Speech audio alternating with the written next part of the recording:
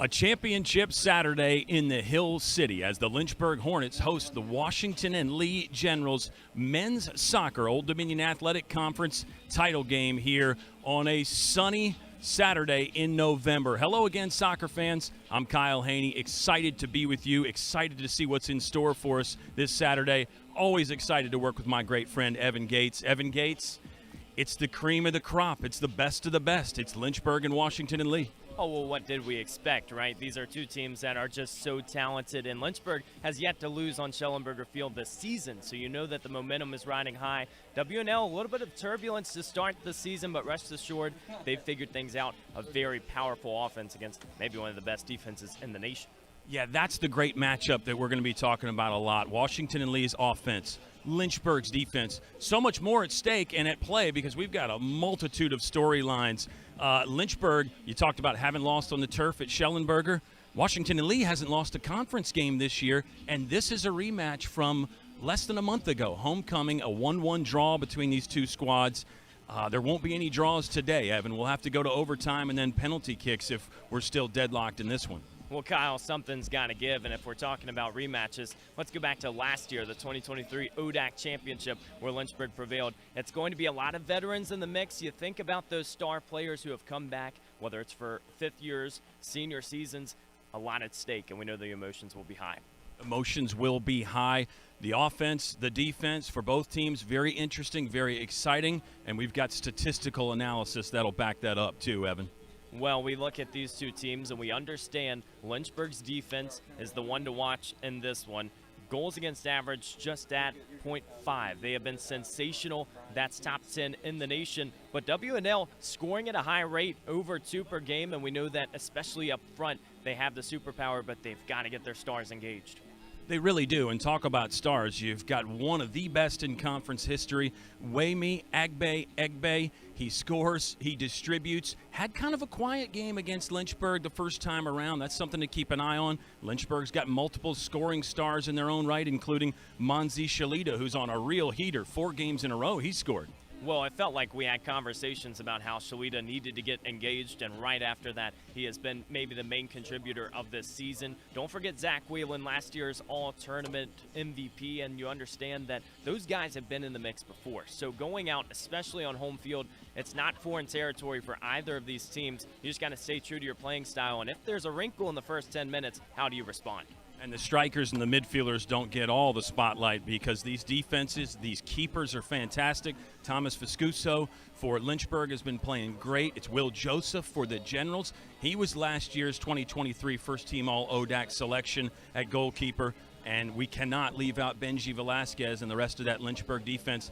They are formidable, giving up just half a goal a game, which is just phenomenal. Well, the great defenses propel their offenses, and we've seen that from both teams this year, where you see the back lines advancing, a lot of pressure, and it's opening up opportunities in the front. You mentioned the 2 keepers, the top 2 in the conference last year, All-ODAC first and second team selections, and so again, you go back to the game plan, how much of it stays true to the style that we expect? We might see some antics along the way.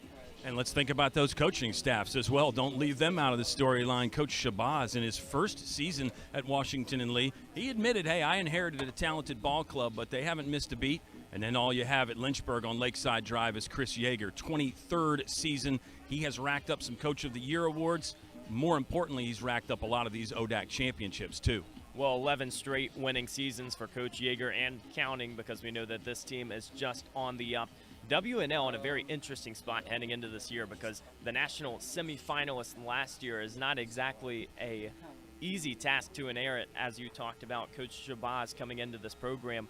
The question now is, can you throw out that regular season and go perform in the postseason? Because the numbers don't matter anymore. We have the story set, but now you got to go and deliver.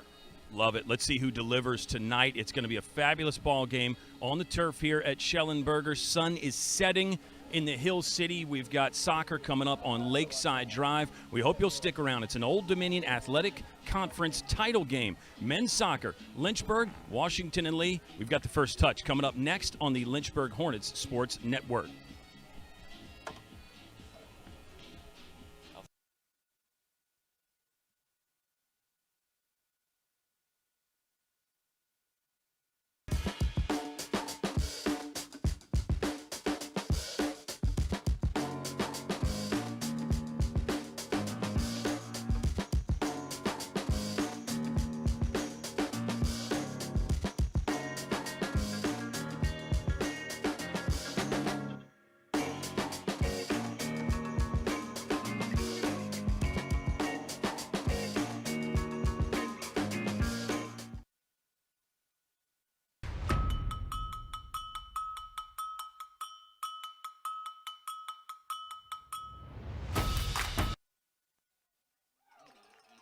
The Lynchburg Hornets Sports Network is proud to present Old Dominion Athletic Conference Championship Soccer from the turf here at Schellenberger Field on campus of the University of Lynchburg. Hello again, fans. I'm Kyle Haney. My partner tonight, my great friend Evan Gates. Evan, get into those gateways to success. A lot to look at as we head into the championship, the climax of the season, and right away for Washington and Lee, it's about activating key pieces. We understand last time out, Agbaegbe really struggled to even make an influence because Lynchburg's defense was so stifling as well as corralling corners. WNL tallied 124 this year, while Lynchburg is holding teams to 2.7 per contest. We'll have to see which way the pendulum swings in that one. For Lynchburg, it's about winning the midfield. Zach Whalen and Monzi Shalita have been fantastic all season. They're the goal scorers, and they want to possess early while also running through the finish line. We know Lynchburg has had their troubles late in matches. They're going to have to get out quick, but also make sure they have the endurance down the stretch. Let me piggyback on that thought about late in matches. First half, Lynchburg is phenomenal this year. I'm sure you saw this stat, Evan. Lynchburg is outscoring opponents in first halves this season 18-1. 18-1. They've yielded one first half goal. So that's not the problem. It's what you said. Run through that finish line. Don't just limp home. Sprint through that finish line. Take care of things at the end. And we even saw that the first time these two squads met about a month ago, a little less than a month ago, here on homecoming. Lynchburg, kind of a slow first half. They get one goal in half number 2, and then Washington and Lee able to equalize a little bit later on to tie that up at 1-1. Well, and a big reason Lynchburg will be successful in holding that lead would be Benji Velasquez, our player to watch for the Hornets today, the 2023 Defensive ODAC Player of the Year. We know that's going to be a very fun matchup to watch with the Generals' attack, but Velasquez has been sensational all year. He gets involved in the attack, a lot of facilitating and distributing from the back, and we understand those one-on-one battles almost always go the way of Velasquez. Such a smart player. In addition to being strong and fast and skilled, all those things you need, he's got that high soccer IQ. You and I have talked about earlier this year in a broadcast, Lynchburg defensively as a whole really know when to use the touch lines. They'll use the byline when they need to give the other team a corner to just get that defense set up. But certainly Velasquez at the tip of the spear in that arena there. He is so good, and I think we're going to see how good he is tonight. It's so much talent from both teams. It almost boggles your mind. But then again, there's a reason why they're in the championship game, right? That's right, and it's been a season that has proven that talent. And if we continue talking about success, let's look at the other side. Wayme Agbaegbe for the Generals has been one to watch the entire year, the 2023 Offensive ODAC Player of the Year. So that battle will go down, leads the conference with 14 goals, also just eclipsed the Generals points leader for career points. So Agbaegbe is now the man at the top. Washington and Lee will need him today, but again, it starts early, understanding that this attack has got to go through the man on your screen, number 11. Yeah, I've got him for 120 career points. When you get up over 100, it actually becomes hard to keep track, so that number might not be accurate, but we know he is a talent. Former ODAC Rookie of the Year, Agbaegbe. He will be one to watch. He has a great supporting cast. Both these teams will go to their bench quite often. We've seen that. Now the defenses, and this is kind of a trend throughout college soccer, the defenses tend to remain static, Evan, but we'll see a lot of different players in the midfield and the forward spots. Lynchburg will be in the home red on red. They are defending the goal to our right to start. Thomas Viscuso, the keeper, is in a black and white look. Washington and Lee, they're in the blue on blue, defending the cage to our left. Their keeper, Will Joseph, is in all orange today. Early action, it'll go into the Lynchburg bench area. Let's play some ODAC championship soccer here on the turf at Schellenberger. Sometimes for championship action, you don't get the two teams at the right time of the season. Maybe one is struggling or limping into the postseason. That is not the case today. Two teams that have combined to win their last 9, both on winning streaks dating back to the regular season. And we know that that regular season matchup right here on Schellenberger was already tight, so expect some antics today. Yeah, Washington and Lee has 4 draws, but they have not lost a ball game since September 7th, which is another just staggering stat. Here's a run into the corner, maybe Lynchburg's first real opportunity of the game so far. We're less than a minute in. And 45 on the board to start. Go ahead, Evan. The Hornets immediately going wide too, Kyle, and you're going to see this a lot in their attack, whereas the Generals might go down Main Street. Great idea there was Zach Whalen in the middle that facilitated, and then the second pass off of that wasn't on target. Lynchburg will go back to midfield, get the defense involved. 50-50 ball there early going to Zach Whalen. Got a nice touch on it. And Whelan is always a presence in the air just with his size. He moves so well, but he's just such a big guy out there, Evan. He's acrobatic, and in the midfield, that's what you want as an anchor because the Hornets have relied on him for a few years now. Obviously, we mentioned in the Open, he was the MVP in the ODAC tournament last year. 2 goals versus Washington and Lee in that championship affair in Lexington, and so he's ready to go. The question is, how often do the Generals mark him one-on-one versus just letting him get in the box? Lynchburg and Washington and Lee have combined for the last 10. Oh, watch out here. Just a deflection. Good idea to jump up and try to knock that ball down, but no problem for Will Joseph in the back, and Washington and Lee might get a chance to organize their offense a bit. But Lynchburg and Washington and Lee, they have shared the last 10 ODAC titles, Evan. 6 for Lynchburg, 4 for Washington and Lee. And in that 10-year span, this will be the 5th time they've matched up in the Old Dominion Athletic Conference Championship game. We got a great crowd on the far sideline there. They're getting to see Manzi Shalita gallop down. He lost the ball. Nice slide tackle over there. That can be dangerous, but it was perfectly timed by the Washington and Lee defender. They have a great group of defenders on their own. Asa Tukey really is their big guy in the back, but he is not alone back there. It's a good Washington and Lee defense. They do give up more goals than Lynchburg, but of course the Generals score more goals than Lynchburg does as well, Evan. We ran that down in our stats. Watch out. Generals on the move. Tulla in there. That's well marshaled by the Lynchburg defense. 2-man combination right there for the Hornets. Took the steam out of that attack. Excuse me, that was Agbe. Dimitri Tulla will come in and play good minutes for Washington and Lee at some point, we assume. Well, there's another example of Velasquez, those one-on-one situations. He's never pressed. He's going to stay calm, and especially moving backwards keeps his momentum. Right idea right here. Into the corner. Lynchburg can develop something. Kenny Robles. Now it goes to the middle, taken away by Washington and Lee. Nice job on the defense, but this offensive attack might not be done yet. Generals with a really nice job to clear that one and send it deep. Well, Kyle, I didn't know track season started a few weeks early because immediately off to the races both ways, and we can tell the tempo with these two offenses is going to continue to steamroll forward. Manzi Shalita gets dumped to the deck by Matthew Jenkins. Just a misdemeanor there.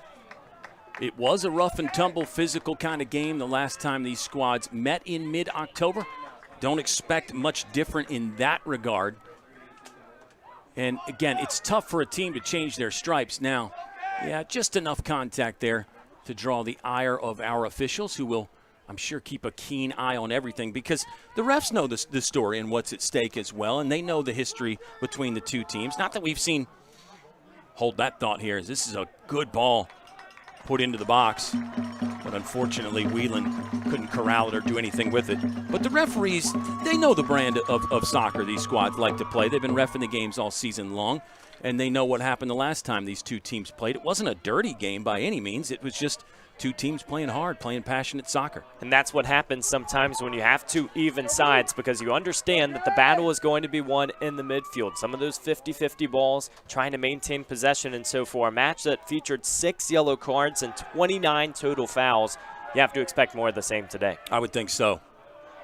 Will Joseph, not only very mobile as a keeper, very active back there, he's got a big foot too. He can really get the counterattack started early, and on those goal kicks he can, as you saw, get it well past midfield at times. I think the Generals like that idea too, constantly moving forward. They pressure high. Yeah, they average about over a goal per game than Lynchburg does. But Lynchburg makes their money on the defensive side. They counterattack, and they've got strikers that can finish those opportunities. And then when you're talking about somebody like Manzi Shalita there and Zach Whelan, they're just complete full field players. They can do a bit of everything, as you're seeing. An opportunity here for Washington and Lee. And a takedown just on the edge of the attacking third will get Washington and Lee their first free kick of the evening. Tell you what, the fans are getting loud early in the Hill City. A little bit of percussion in the fan base. Just a lot of good fun. And we can tell these two teams deserve the respect, deserve the attention. And on the big stage right away, we're starting to see an opportunity for the Generals. Yeah, got the vuvuzelas, and it's got the Latin flair out there. That's Lucas Pleasant standing over the ball. Had a short conversation with Agbe. And here's another look at it. It was number 3, Trion Quijayas, that got taken down. Long ball. I don't know if it was more supposed to be on the far post and just got sent wide, but that was Asa Tukey, the defender, coming in to get activated. He just could not corral that one, and Lynchburg will reset with a goal kick of their own. Few opportunities wasted from either team to start this contest, but you can tell they're getting in good spots and establishing presence, and you're going to see a lot of set pieces today that will be even more crucial because they're not going to be given as frequently. You're going to see a lot of run and play stuff. Lynchburg scored from a set piece on Wednesday against Hampton-Sydney. That was a 5-0 victory. Lynchburg scored a variety of goals. And here's an opportunity with Evan Pass to get it started. Now down the line, Isaac Torres tried to go back to middle. Agbe was there. Monzi Shalita will collect and throw it back in for the Lynchburg Hornets. Now he'll drop it down and leave it for a teammate. Great idea, the through ball on the outside. Lynchburg's used that a few times today, going right down that touch line. Good job by Torres to buy a little space, faking right, then throwing left. Lynchburg's had it in their attacking third some. You hesitate to even say they had chances, more like half a chance. That was a legitimate chance, though, and the fight still might be on. Centered back again. A head was on it, but it's too high. The Generals escaping. Wow. I don't know that you can really criticize Lynchburg much in that sequence, Evan. It was sort of a scramble play. They did well to get the first chance and then the second chance after it. Catch your breath, 2 looping opportunities, and Zach Whelan was probing as well as you see Pask looking immediately for Robles, but the second opportunity sometimes can be the one that stings, and Lynchburg doing well to stay persistent on offense. Chris Wiley and Monzi Shalita were waiting in the outer orbits there for a potential rebound or a pass option. It never came, but if you're Lynchburg, you have to like that. If you keep pressuring, keep getting some of those opportunities, that should be fruitful as the night goes on. It is 2 45-minute halves, but there will be no draw today, as we mentioned in our opening, after a collision here. Referee is going to go check on the player from Lynchburg, and looks like no card coming out of the pocket. Again, just physical football. You see so much of that when the ball is in the air. It's an aerial play. That's typically when that stuff happens. It was number 15, Spencer Furman for Washington and Lee. And Chris Wiley is going to get physical the entire time. Leads Lynchburg in cards. You got to have somebody like that who's going to go in and rough it up. Robles will play down to that deep right corner, and there's another Lynchburg player on the ground as the ball just sort of rolls down out slowly. It's Benji Velasquez. He's really slow to get up, holding the face, and the officials are going to stop the clock here. We're almost a full 10 minutes into the contest. Still no score yet. It's a 1-1 draw earlier this year. And these two teams have now met Evan 4 times in the last 2 seasons. After hooking up in this championship game last year, that was in Lexington. Lynchburg pulled off what you could maybe call an upset victory last year, especially when you consider the fact the regular season game last year, Generals won that 4-0. And just 11 days apart, too. And so you know that it was still fresh in both teams' heads. Lynchburg went out after losing in the quarterfinal of the 2022 ODAC tournament, and just a very refreshed state of mind. They put their chins down and went to work. They've done the same, not allowing a goal in this ODAC tournament so far. But as we've seen, Washington and Lee posing some looks that few teams can emulate in the ODAC. Good turn there. Floated into the corner. Evan Pask got by the first defender. The second blocked the shot attempt. Great job by Washington and Lee. Use the help defender, use the second player, cover man to take that away. Lynchburg will do this defensively pretty effectively as well, Evan. They'll use Thomas Viscuso as that safety valve back there quite often. And back to his skill, he's really good at distributing with the feet and the arms. He's improved so much in his Lynchburg career, and now a junior, you're starting to see some of the flowers, especially in terms of the stat sheet. Obviously leading the ODAC in multiple categories, including goals against average, but it's the whole back line that impacts it. Oh, nice play there. That was fantastic athleticism. Sort of a half bicycle volley backwards. Usually that move is reserved for the offensive side. Well, Torres knew he was going to have company as well, and that's what Egbe does the entire game. Those one-on-ones are so difficult. You have to know where he is, and keeper Viscuso is almost in that zone where he was ready to maybe come out and punch that one out of the sky, but a great play by Isaac Torres. That one will stand out early on. Here's the second look at it. Yeah, just perfectly timed. And that's a pressure-packed kind of play, Evan, because if Torres gets that wrong, all of a sudden Egbe probably got a one-on-one with the keeper, assuming he could settle the ball. Got to imagine you rehearse that a few times before you go out and try it in the game because, like you said, I don't think this coaching staff is going to be exactly excited if that's a miscue. Whelan will get this one up ahead. Pass has some room to run, but can he keep it in play? He will. Now he'll survey the scene from that sideline. Trying to side quest his way into the box. He won't get there. Good takeaway by Tukey. Egbe wants to run. Good pressure pass up front, but he outshot the mark. He was looking for Trian Quijayas, and Quijayas couldn't get to that one before the Lynchburg defense was able to organize. Quijayas from Greece, and just an example of what the Generals roster construction looks like. Only 3 Virginians, and to put this into perspective, they have 3 people from Atlanta on this team. So the same number from Georgia are from the Commonwealth, and they are obviously spreading all across the nation, a recruiting pool that is dominant in every sport. It's incredible what Washington and Lee does, like you said, really in almost every sport, and specifically this men's soccer team. Hold that thought as Manzi Shalita was going to try to do some swashbuckling through the defense. Too much of the arms there as he shoved Will Lewick down to the turf. Yeah, we need to say hello to all our fans listening all across the country and worldwide even, Evan, because it can be tough if you're from somewhere like Atlanta, Georgia, or Greece to make it to this game. So we're glad to be able to bring it to you on LHSN. It is the world's game, and we are celebrating it, but so much talent. High loft to the edge of the 18. Lynchburg will win that battle, but they'll have to keep battling. Lewitt, takeaway. Contact there. It was Keaton Napier, I believe, that just a little hip-on-hip contact. Lewitt goes down. Official will check on him. And again, just a misdemeanor.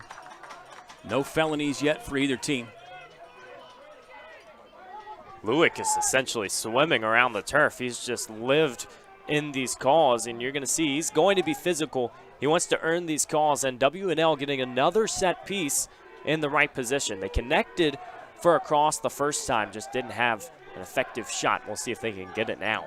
Viscuso was on that near post setting up the defense. 2-man wall in front. They will serve it in. What a play there to use the head to just snatch that right out of the sky. That was impressive. Long one coming in. This will go out of play. Nice assessment of where that ball was going to end up by Isaac Torres. Just a little mini box out of the offensive player from the Generals. And trouble avoided for Lynchburg. I think you got to give them high marks on that sequence, Evan. Well, it's great discipline as well. And you even see on some of these plays where the Generals are constantly running forward, Lynchburg doesn't look like they're having trouble, and that's why you're seeing some of these openings on the other side where they're getting numbers forward. Yeah, both teams are not afraid to change the structure a little bit and get defenders up and moving around. It's not quite the total football concept, but both teams' defenders will get involved in the attack. Manzi Shalita tried a little give and go there, didn't work. Hornets have to be careful again. Ahead back to Thomas Viscuso. He'll pick it up and bowling ball this one to the other side. Haven't seen anybody really try to truly switch the field sideline to sideline yet, I don't think, Evan. I wonder if that could be coming at some point. Game so far right now, nobody's really had possession for long enough to really try things like that. Well, no substitutions either in the first 15 minutes, and you can tell the consistent looks that we've seen from these teams in the tournament are going to stay in it, would even go into the NCAA tournament, I would imagine. Lynchburg's the 24th ranked team in the country. Washington and Lee, the 21st ranked team in the country. It's interesting, if you look at the regional rankings from the NCAA, Lynchburg is actually higher in that. They're ranked second in Region 6. And that selection show will be on Monday. I think you said 1:30. One team will have an automatic qualifier by night's end, and the other will have to assume they're going to get an at-large bid. I think everybody's kind of taking that for granted, that the loser of this game probably still gets in the NCAA tournament. But most coaches will tell you there's a danger in taking things for granted. How about this little rainbow flick? Couldn't keep it on the foot, though. Again, good, solid individual defending from Washington and Lee. I think what puts everything into perspective is the fact that these two teams, the high seeds and the ODAC, handled business so well in their first two matches. Chance here for Lynchburg. Certainly got the crowd into it. And the Generals will wisely just get that one out of play and structure their back line. Kenny Robles seems to be around the ball a lot tonight, Evan. He's so good with his feet. He can create something out of nothing, and that's why you got to put him in these situations in the midfield where Lynchburg needs to gain possession and hold on. Big throw from Reed Rouse. Man from Greensboro, North Carolina, has been instrumental this season for Lynchburg. Watch out for the counterattack. Agbe couldn't keep it going. Had it on his heel there for a moment. Through ball down to the byline. Kept in play. Generals have a personnel advantage there with the 3-on-2. Agbe, good feed to the middle. Now Washington and Lee will try to send it down to the far sideline. One head out of the sky. The Generals have yet to register a true shot, too, and you can tell Lynchburg just keeping them out of the area code. Yeah, Lynchburg's done a great job in the midfield. And when the Generals have gotten the ball in their attacking third, don't seem to stay long. Had that free kick where Lynchburg dealt with that very well. Hornets on the counterattack. That ball just stayed in bounds in front of the big student section. Washington and Lee has a bunch of fans here as well. Generals always travel well. We're seeing something from Kenny Robles, and obviously he's going to attract the defenders, but the longer that you can go down that touchline, the more time that your middle of the field has to get in the right spot, and that's where Lynchburg, with so many players who have great headers, can get into position at the right time. Pretty accurate long pass there from Thomas Viscuso. That's one of the things you've mentioned, that he keeps getting better and better at it. Looks like Lynchburg is getting a few substitutes loose, so I think we might be seeing fresh faces here at some point, at least for the Hornets anyway. You mentioned that both these teams will sub quite a bit, Evan, but sometimes tactics and personnel moves can change in a pressure game like this with hardware on the line, an ODAC championship game. Yeah, that was a little bit of a late whistle, but I think most people would tell you that it was a foul. And more than that, it's our first yellow card of the evening. Chris Wiley has got to be careful. This is still a little early in the contest, but you got to have him out there to be physical. And we're seeing Lynchburg trying to take advantage of some of those 50-50s and even just some of those tough challenges. But this one, pretty obvious, especially just clipping him from the back. Yeah, if you're a little more on the side there, you might have a case if you're Chris Wiley, but I think for our official, that was probably a pretty easy booking. Chris Wiley, a sophomore from just down the road, Jefferson Forest High School. Good touch there. Agbe couldn't get to it before Shalita did, though. Just two of the most athletic guys in the conference between Agbe and Shalita. And it's fun when they end up getting matched up on each other. There's a good slide tackle. Two players that just are so smooth when they get down the field, and that opens up the rest of the attack. We've seen Shalita essentially create goals for himself, or at least opportunities, and then we know what Agbe can do. He can do it in every possible way, and the Generals on the rest of the lineup have also taken advantage. Matthew Jenkins, one of those Virginia natives for Washington and Lee, Goochland County. He'll do the honors with the throw-in. Gets it basically to the middle of the box. Danger here. Aerial attack. Thomas Viscuso tipped it over the bar, and this should be our first corner kick of the evening. Pretty smart play by Viscuso. He knew he wasn't going to be able to catch that ball, so better to get it out of play than send it back to the middle. That's so tough, too, just standing and having to go straight up instead of getting a little momentum, and W&L has to take advantage of these set pieces. Lucas Pleasance, who does do a lot of the free kicks, will also handle the injection here on our first corner kick of the evening. First half in the previous game between these two squads, the regular season affair, actually didn't feature many corner kicks at all. Neither team got many shots off, specifically in the first half. Business picked up a bit in the second 45. Pleasance looks over the setup. Washington and Lee has half the team in the cage there. Nice job again by the Lynchburg Hornets. Get that one out of the sky. Shalita tried to, I think, play it off of Pleasant's leg and get it to go out of play there. Double team sandwich. Does this get a call? It does not. Washington and Lee ball out into touch, but the Generals thought maybe they were deserving of something in the penalty box there. Well, I think it helps that 2 Hornets were on the scene as well, because if that's a one-on-one, you might not be sure, but just going straight for the ball, Isaac Torres, I think, was a step ahead, but they'll have to play defense again. WNL doing well of at least extending these possessions and applying pressure. Benji Velasquez was the second in that duo for Lynchburg. Yeah, really well timed by those 2 guys. Another ball in the air. Three-dimensional soccer, especially when you have guys that can throw it like we do at this level, Evan. That becomes a real weapon. Here come the first 2 substitutes of the ball game for either squad. It's 2 fresh faces for the Hornets sauntering on. You mentioned the throws, Kyle. It's so important, too, because if you have someone who can throw it in from essentially the attacking third and get it in the box, it's so difficult for the other team to gain momentum because you're constantly putting that back line towards the goal and you can't advance up the field. Good takeaway in the midfield by Washington and Lee. Boy, the play has been on the right side of your screen here for the last 5 minutes or so. Generals didn't have many chances early in the first 10 minutes of the game, but that has changed. Watch out. Drag race here. Hornets have a great opportunity. Wow, and the defensive recovery was even better from the Generals. Napier, such a good job of at least sticking with this ball as it goes to the corner. Lynchburg gets possession back and now can maybe reverse the field. Napier has it again, looking for Whelan. That's poked away. This ball's floating in the box now. Danger is here. Referees are all over that, making sure things don't get too physical.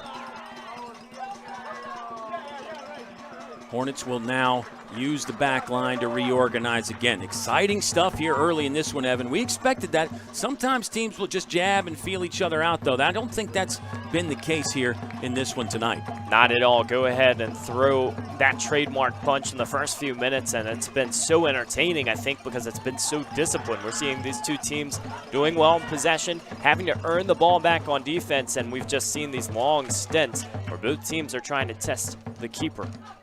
Pat Figaro trying to settle and then off the shoelaces and out. This might stay with Lynchburg, though.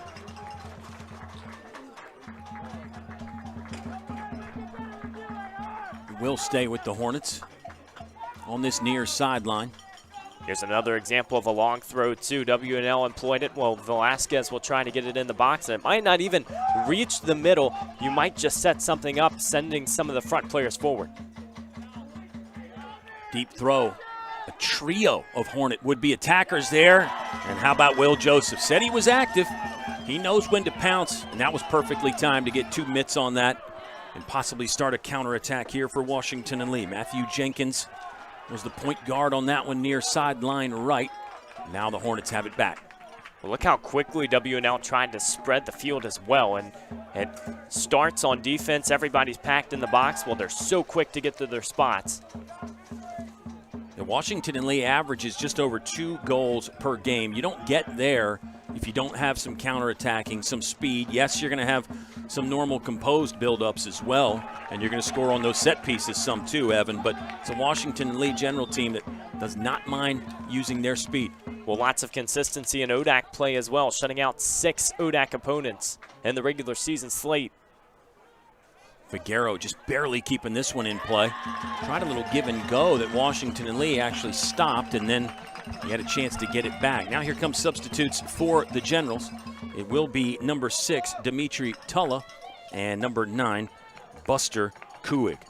These 2 were a big part of the entire season for the Generals, but it's nice when you have so much talent you can bring off the bench. We've mentioned that with Lynchburg, but the Generals really have a deep roster that they do not mind going to.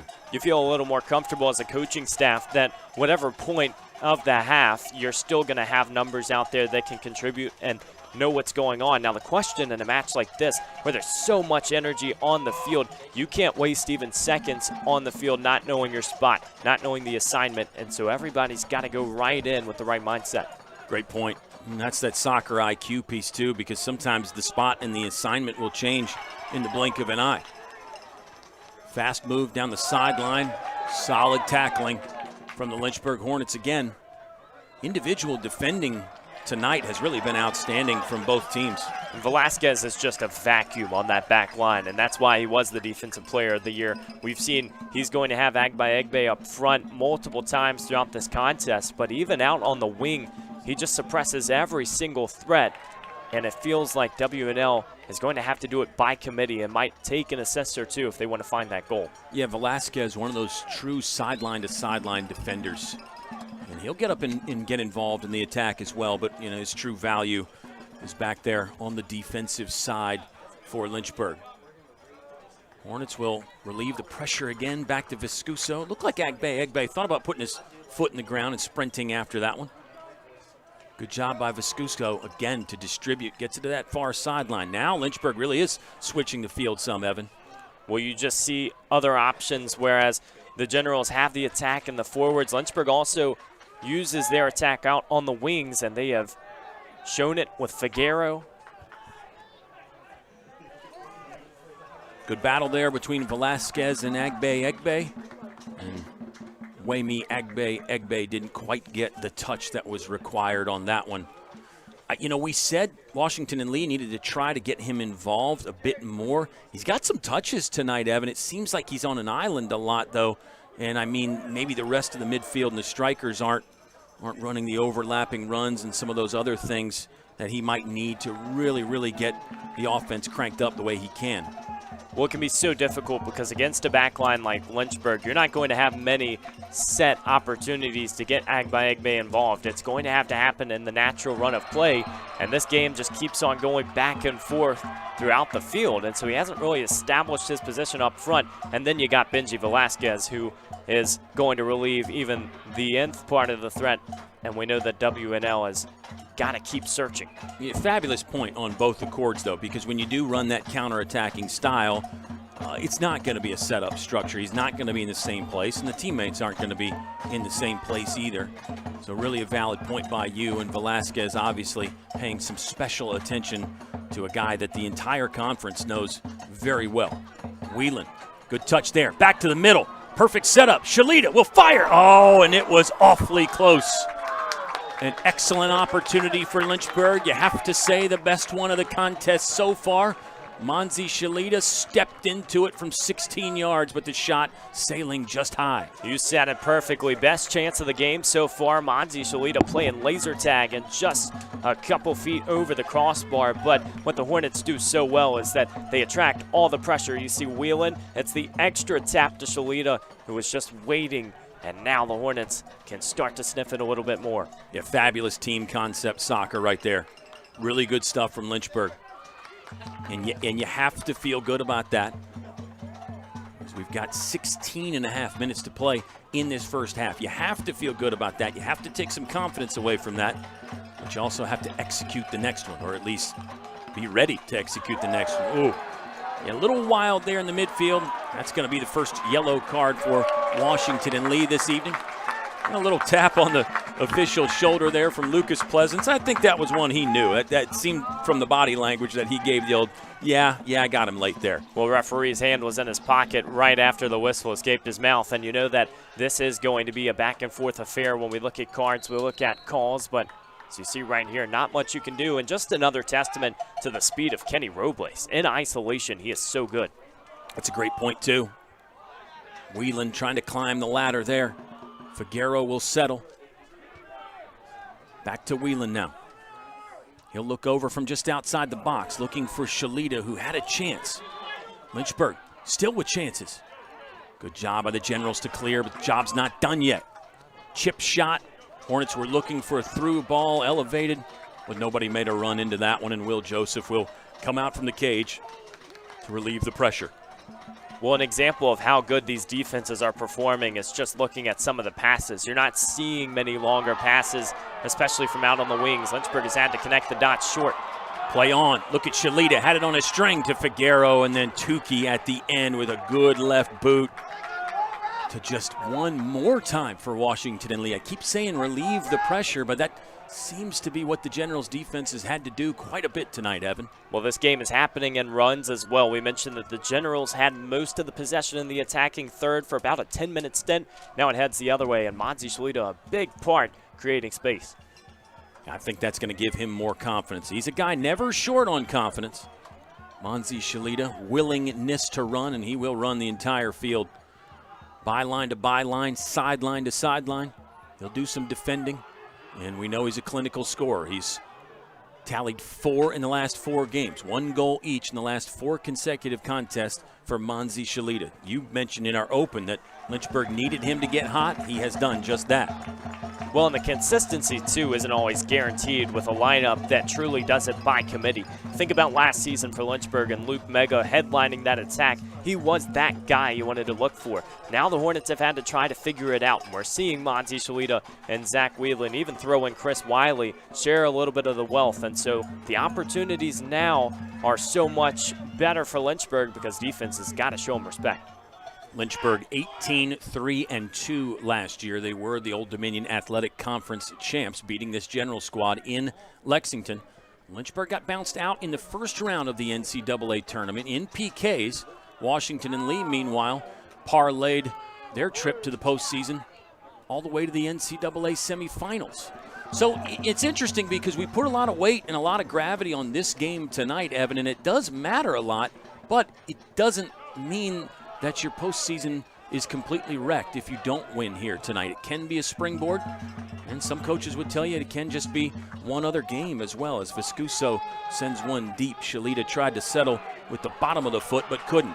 Now a chance again. This ball is wide right. Well, now all 4 shots of the contest belong to Lynchburg. Their offense starting to wake up a little bit. A great point about the ODAC championship as well. I think these two teams appreciate the opportunity to look at this as almost a preparation for the NCAA tournament. Nothing is guaranteed. They are still outside when you look at the rankings, and that's 20 through 25. But I think what's been so good about this is that it's essentially a simulation. You're going to have opponents that you haven't seen all year, so you get a team that's very even. They have a very similar playing style. You got to go out and deliver. Asa Tukey to throw in for Washington and Lee. It's just more on the Generals' success. Last 3 seasons, Evan, they've won 10 NCAA tournament games. 4 last year to get to the Final Four. In 2022, they picked up wins in the first and second round before getting bounced out. In 2021, Washington and Lee made a Final Four appearance. So they have been knocking on the door. They have truly been on the cusp. Lynchburg, of course, has had those moments as well, the notable NCAA runner-up finish. These two teams, they really are the cream of the cream. I hope we're not overselling it. And fans of other squads that might be watching, I hope you don't take offense to that. But these two teams have really separated themselves in the conference. Traction issues there in the midfield by Pleasance. Wow, how about the hustle along the touchline? Lynchburg going to take control of this throw. When you look at these two teams as well, very different situations because Coach Yeager trying to get back to make a long run in the NCAA tournament, whereas WNL has been there, but they've got a new coach who's trying to figure it out here with the Generals. Yeah, love what Lumumba Shabazz has done. He is a native of Trinidad. Spent a lot of time in the Brooklyn area. He's been most recently coaching in Michigan. He's got a great story. He's an Army vet. Should be talking about the fact that he's an Army vet here with Veterans Day coming up on Monday, November the 11th. Thank you for your service, Coach Shabazz, and all the other vets that may be listening.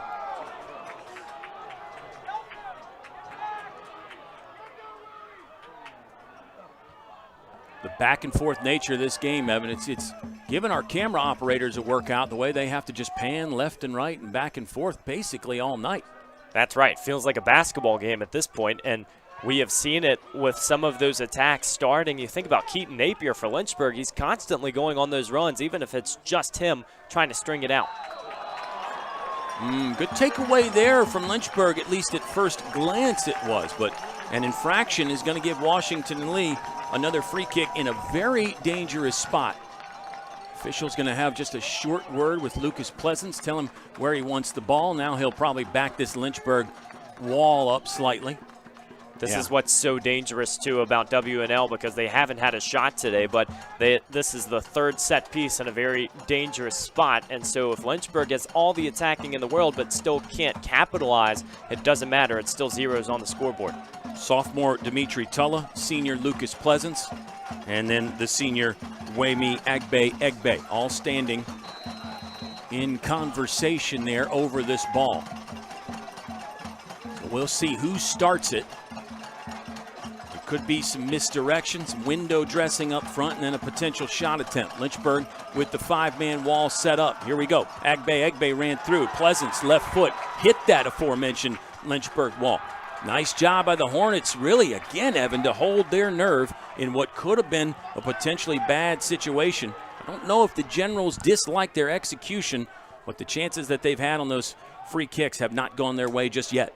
Well, look at this from Lynchburg's back line, too. When the ball is in the free run of play, it just feels like they are quickly taking possession back, and we've seen that swing the Hornets' way the last 10 or so minutes. And so for Lynchburg now, it's about getting through the finish line in this first half. Even if you don't score a goal, keep building confidence in that back line, knowing that you can go 90 minutes or more.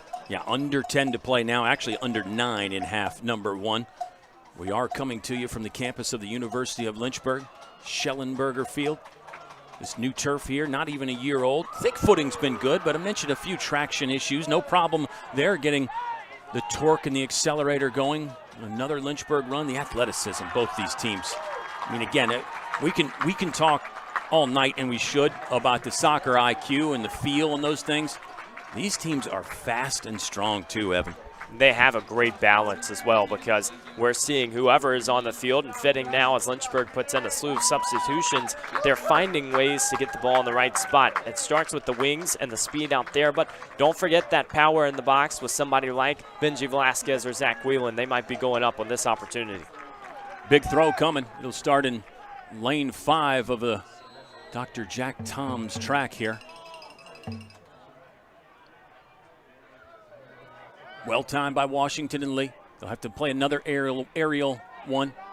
Figueroa got the right foot on that. Still knocking around. Pleasant's got a piece. Benji Velasquez now will chip to the corner. Lynchburg going to try to run this down with Will Casey. Casey will try to keep his man trapped over there. That was Willie Hall. Hall and Casey with a little one-on-one matchup that will benefit Lynchburg. And this kind of speaks to what you were talking about just a moment ago, Evan. Even if you don't score, run through the finish line here in the first half. Keep the pressure on Washington and Lee. Well, essentially everybody is forward right now on the field too, because you have the lone keeper in the back, Will Joseph, and then everybody else putting the numbers in this attacking third for Lynchburg, and they are starting to see some of the fruit of their labor. You start getting corners, you get long throws, you're forcing everybody in that box. Reed Rouse doing the honors with a couple of those throws, and then he applauds the line judge's decision to award Lynchburg a corner kick. First one of the evening for Lynchburg. See what kind of setup they want to operate with. They really have firmly applied the pressure on Washington and Lee, and they're keeping it there. Out swinging, and there was a decent head put on that one, but off the mark. Benji Velasquez was really in a tough angle. He wasn't even with that near post, so it was always going to be difficult for him to redirect that down the line, but a solid effort. Well, that was a brilliant chance, and you see Lynchburg with their corners. They just have such a great aptitude to find the open man. You see this chance from Acosta on the far side, a little bit of a line drive, but Velasquez to get out in front, it felt like it was almost a little too easy for one of the best players on the field. We'll see if Lynchburg can take advantage of it again. Yeah, really interesting setup there. I think Velasquez, again, it was always going to be a tough finish. You could tell he was a little frustrated with himself. He maybe thought perhaps he could flick that ball up again and give Lynchburg a chance on the second touch there, potentially. Everything looks and sounds easy in hindsight when you're up here in the broadcast booth. Under 6 to play now, as Washington and Lee might have a chance for something late in half number 1. It is the 2024 Old Dominion Athletic Conference Men's Soccer Championship game. women's title game tomorrow. We had a field hockey championship up in Winchester today. Shenandoah taking down Lynchburg in that one. It's title season here in the fall, Evan, and a little mini crossover season as we're already into basketball and wrestling, and men's volleyball will be right around the corner for the Old Dominion Athletic Conference. Well, that's right. One of the best times of the year. Everybody having different mindsets. You go from one game where a team season ends and the next one a team season starts. You just never exactly know. But we have just seen such good performances late in the year, especially from these two men's soccer programs who know what they're fighting for, and hopefully that fight doesn't end tonight. Pinball play at high velocity. There's another 50-50 ball in the air. Egbe will send it very high into the corner. Headed away by Velasquez. This will be a late throw here for Washington and Lee. I say late, 4.5 minutes still in our first 45. Tukey will come to the sideline to get some instruction from Coach Shabazz, and I think this will probably be relayed to the rest of the squad. I'm saying that because the man with the ball in his hands, Matthew Jenkins, is waiting for Tukey to get back to the field.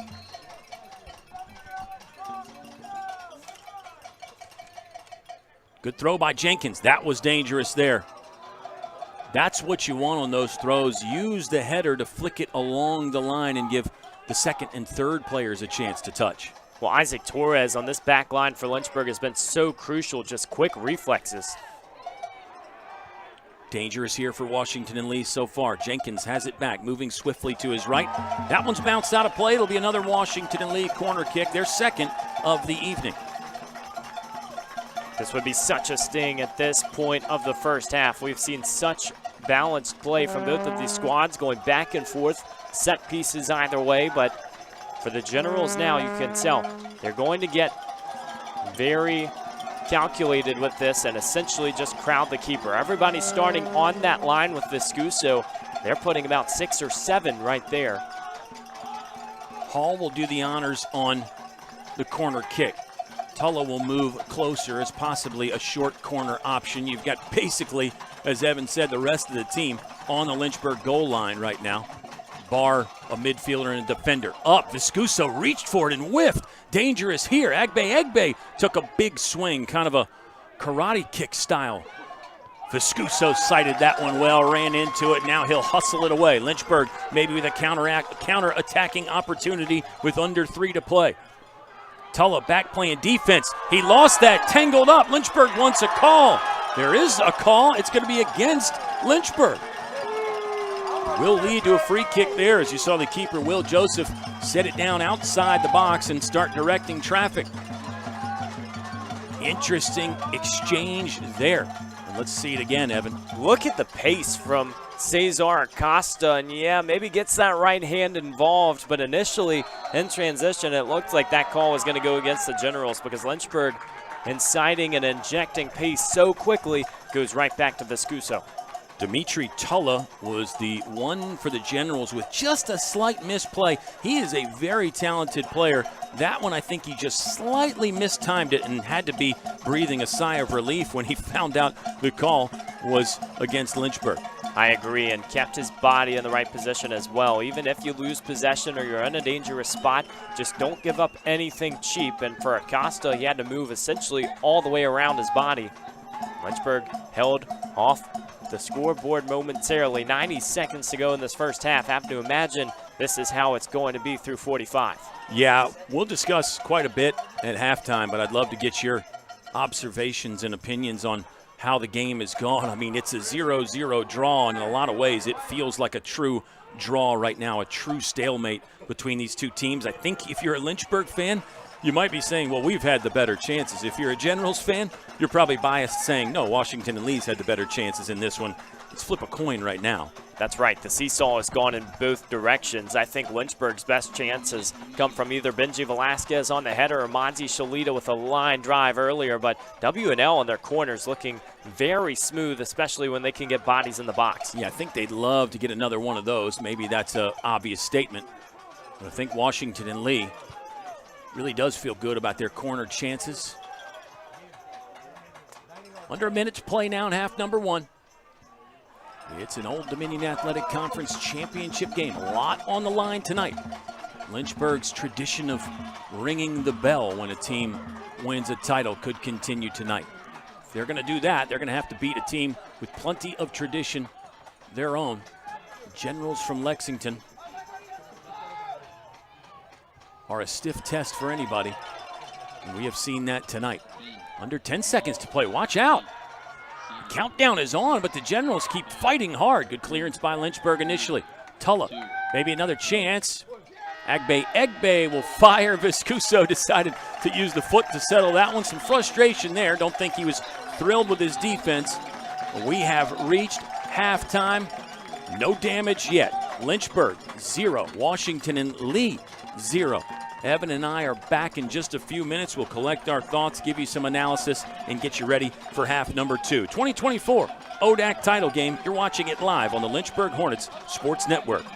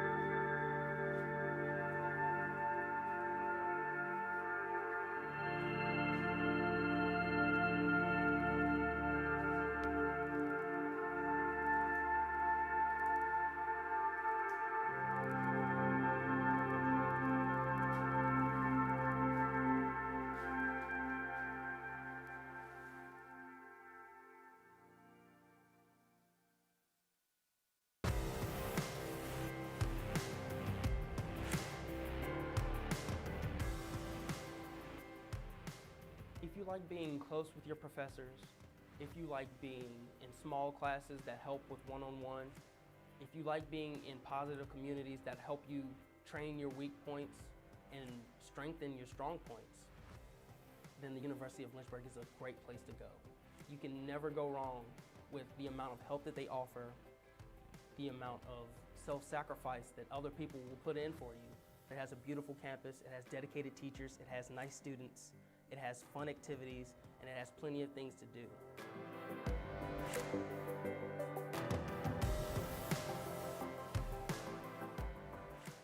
I am a first-generation college student. I applied to 16 universities, and I actually had decided on going to a different university. But, doing, FAFSA and everything on my own, and the need for a good credit with the Parent Plus loan and everything like that, my plans kind of fell through. I just couldn't give up hope. And so I'm wrestling through this like shoebox I have full of like acceptance letters and financial aid letters. And I got my financial aid reward letter, and I also received scholarships from the school, and it was, the most affordable for me. They were excited to work with me. Financial aid really helped me out a lot with getting that situated, and I've just considered it a blessing ever since to go from 1 week not knowing whether or not I had to stay home for a year, and then the next week, knowing that this is where I'm going. It was meant to be, and obviously I consider this place my home, and I wouldn't change it for the world. Never think that your donation is in vain, because you're helping out hundreds of students that are just like me, who need a shot and who are getting one without donations, without you individuals that are helping to donate to the university and the Lynchburg Fund. There would be no student body president, Davion Washington. There'd probably be I'm stuck at home, Davion Washington. And so there's a lot to be thankful for, and it's definitely the people that donate. And like I said, not only is your donation building leaders, but it's building leaders like myself and others that will hopefully want to pay it forward one day and do the same thing. I know for a fact that, when I have it, because I will, I want to give back to this university that provided me a home for 4 years.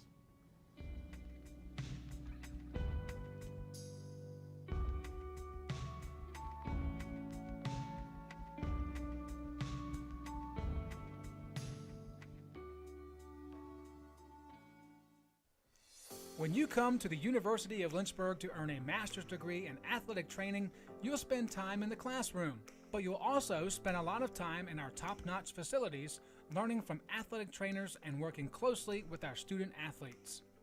In the Graduate Cadaver Lab, you'll learn about the human body in the best way possible, by actually studying the human body. This will provide a foundation to make you a much better athletic trainer. In the Athletic Training Laboratory, you'll get hands-on experience, practicing your skills, applying concepts from the classroom, and working with faculty on research projects. It's also where our hydrotherapy facility.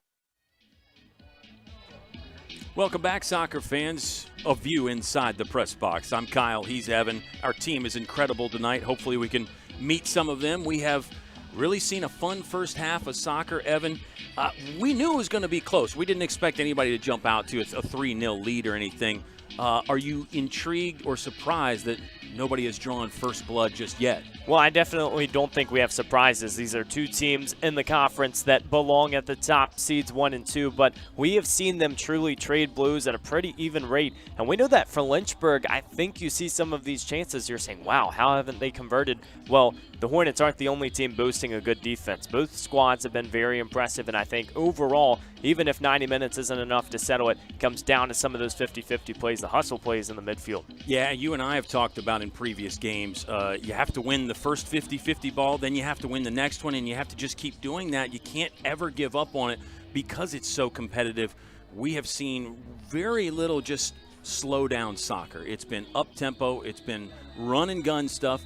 With the set pieces, we slowed down a bit, and I would say both teams, probably didn't feel terrible about their set play chances. We'll include the corners and the throw-ins in there as well. Well, pace of play has been a big point because Lynchburg is a squad that really uses that fast pace, but the Generals are another team that have been very aggressive up front. I think the set piece battle has been interesting. It won't show up on those stats, on those first half stats rather, but there is so much that can be even and still see a disparity. We've got to check out, is it the throw? Is it the set piece from a free kick or a corner that's that separation? And each team does have one yellow card apiece. That stat not on there. I think the officials have done a great job of letting the players play, letting them play that physical style that we know both of these teams favor, but then keeping the game within the laws and keeping everybody safe out there. And that's not always easy to do in a pressure-packed environment like this. Those officials know it's a championship game. They know there's a big crowd over there, so tip your cap to them. They've done an outstanding job. Let's talk about just maybe some thoughts on what could change in half number 2, Evan, as we still see the fans on the field. The teams haven't started warming up again yet, but what can change? What has to change? I don't know that we'll see either team make a big tactical swing, but maybe I'm wrong. I would agree. I think the two keepers have done a very good job so far, but the mentality in the huddle has to be you can't even allow one to slip by, because one right now would certainly be enough to win this contest unless we do see that style change if the first blow is drawn. And so it comes down to just staying true to what you've done already. I think Lynchburg is doing well and capitalizing when they have numbers, whereas, W&L has tried to swarm the box. When they're getting throws, they're slowing down this game, and they are essentially creating chances for themselves, just haven't been able to capitalize yet. Lynchburg is looking for back-to-back Old Dominion Athletic Conference titles. They're looking for championship 4 in the last 5 years, and it would be the 20th in program history. The Washington and Lee Generals have a rich history and tradition of their own. They will have so much to say about how the second half unfolds. We'll step aside again for another brief timeout, and we are back with the next 45 minutes. We'll see if anybody can break this stalemate. It's the 2024 Old Dominion Athletic Conference Championship game. You're watching it on the Lynchburg Hornets Sports Network.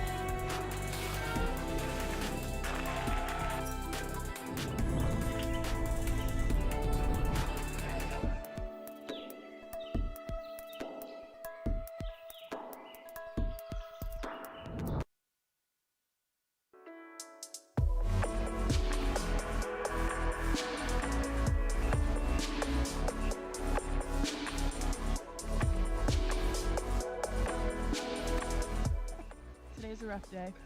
Jess and I are officially on a break. The couple canoe has broken up.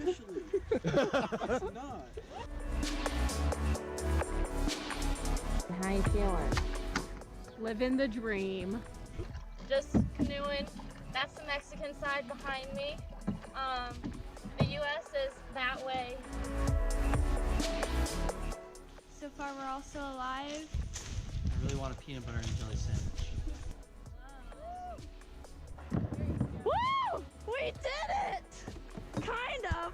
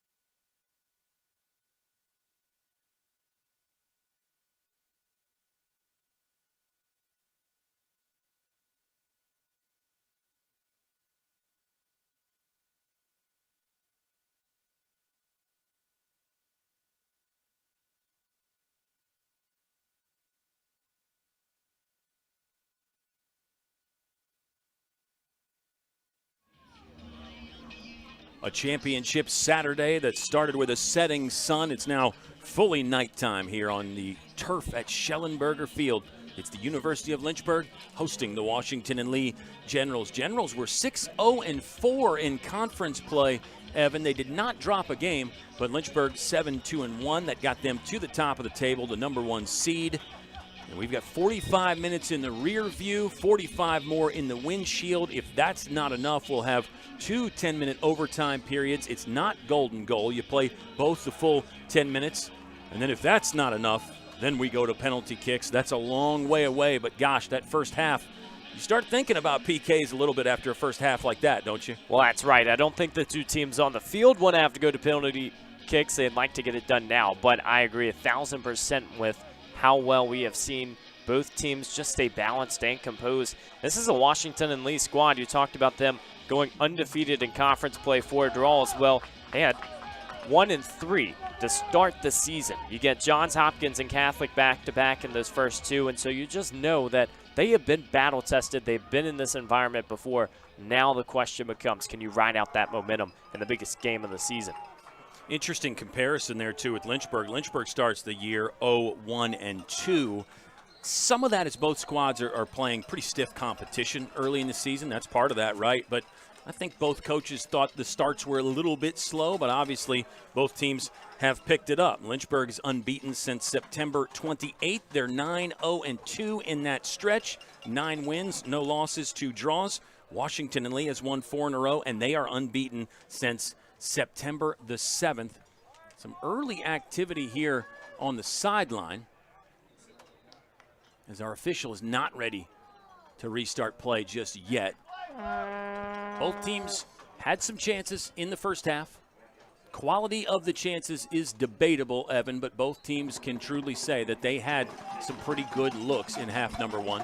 Well, these first 5 minutes are so crucial as well because you want to get the large share of possession and just set the tone for what's to come. But once again, much of the same from that first half. When Lynchburg takes possession away, they're getting chances to go down the field and spread the field. They just can't connect this time. Speaking of takeaways, that was Benji Velasquez with the dispossession of Egbe. Manzi Shalita, a little rough housing there in the midfield, but no whistles blow. Again, I think the officials have done a good job letting guys play physical, but making sure it stays within the laws of the game. Slight misplay there. We'll get Lynchburg the ball. Thrown into Zach Whelan, and he'll have a little 2-man boomerang here with Reed Rouse. When we look at this contest in the regular season, one thing is pretty similar. It's the fact there weren't a lot of shots, just 5 corners combined, and so you're starting to see this gritty style play out. I think both of these teams are improving as well because you did mention, early in the season you're playing tough competition, but these groups are just growing in confidence. When you're seeing what you're doing against the rest of the conference, it's hard not to. Gritty's a fantastic word to use to describe these two squads. I think somebody in the 90s used to call it scrappy football. I'm dating myself a bit there, but it really does make a lot of sense, that word gritty. That's how these two teams play. They're not afraid to rough you up a little bit. They're not afraid to get into the gray areas. Manzi Shalita, nice touch. Oh, boy. That was a tight angle, but he actually really threatened. Will Joseph, I think, thought he had to make a save and actually could not get around the near post, was sort of obstructed by the steal. And it ends up hitting the side of the net, but another pretty good chance for Lynchburg.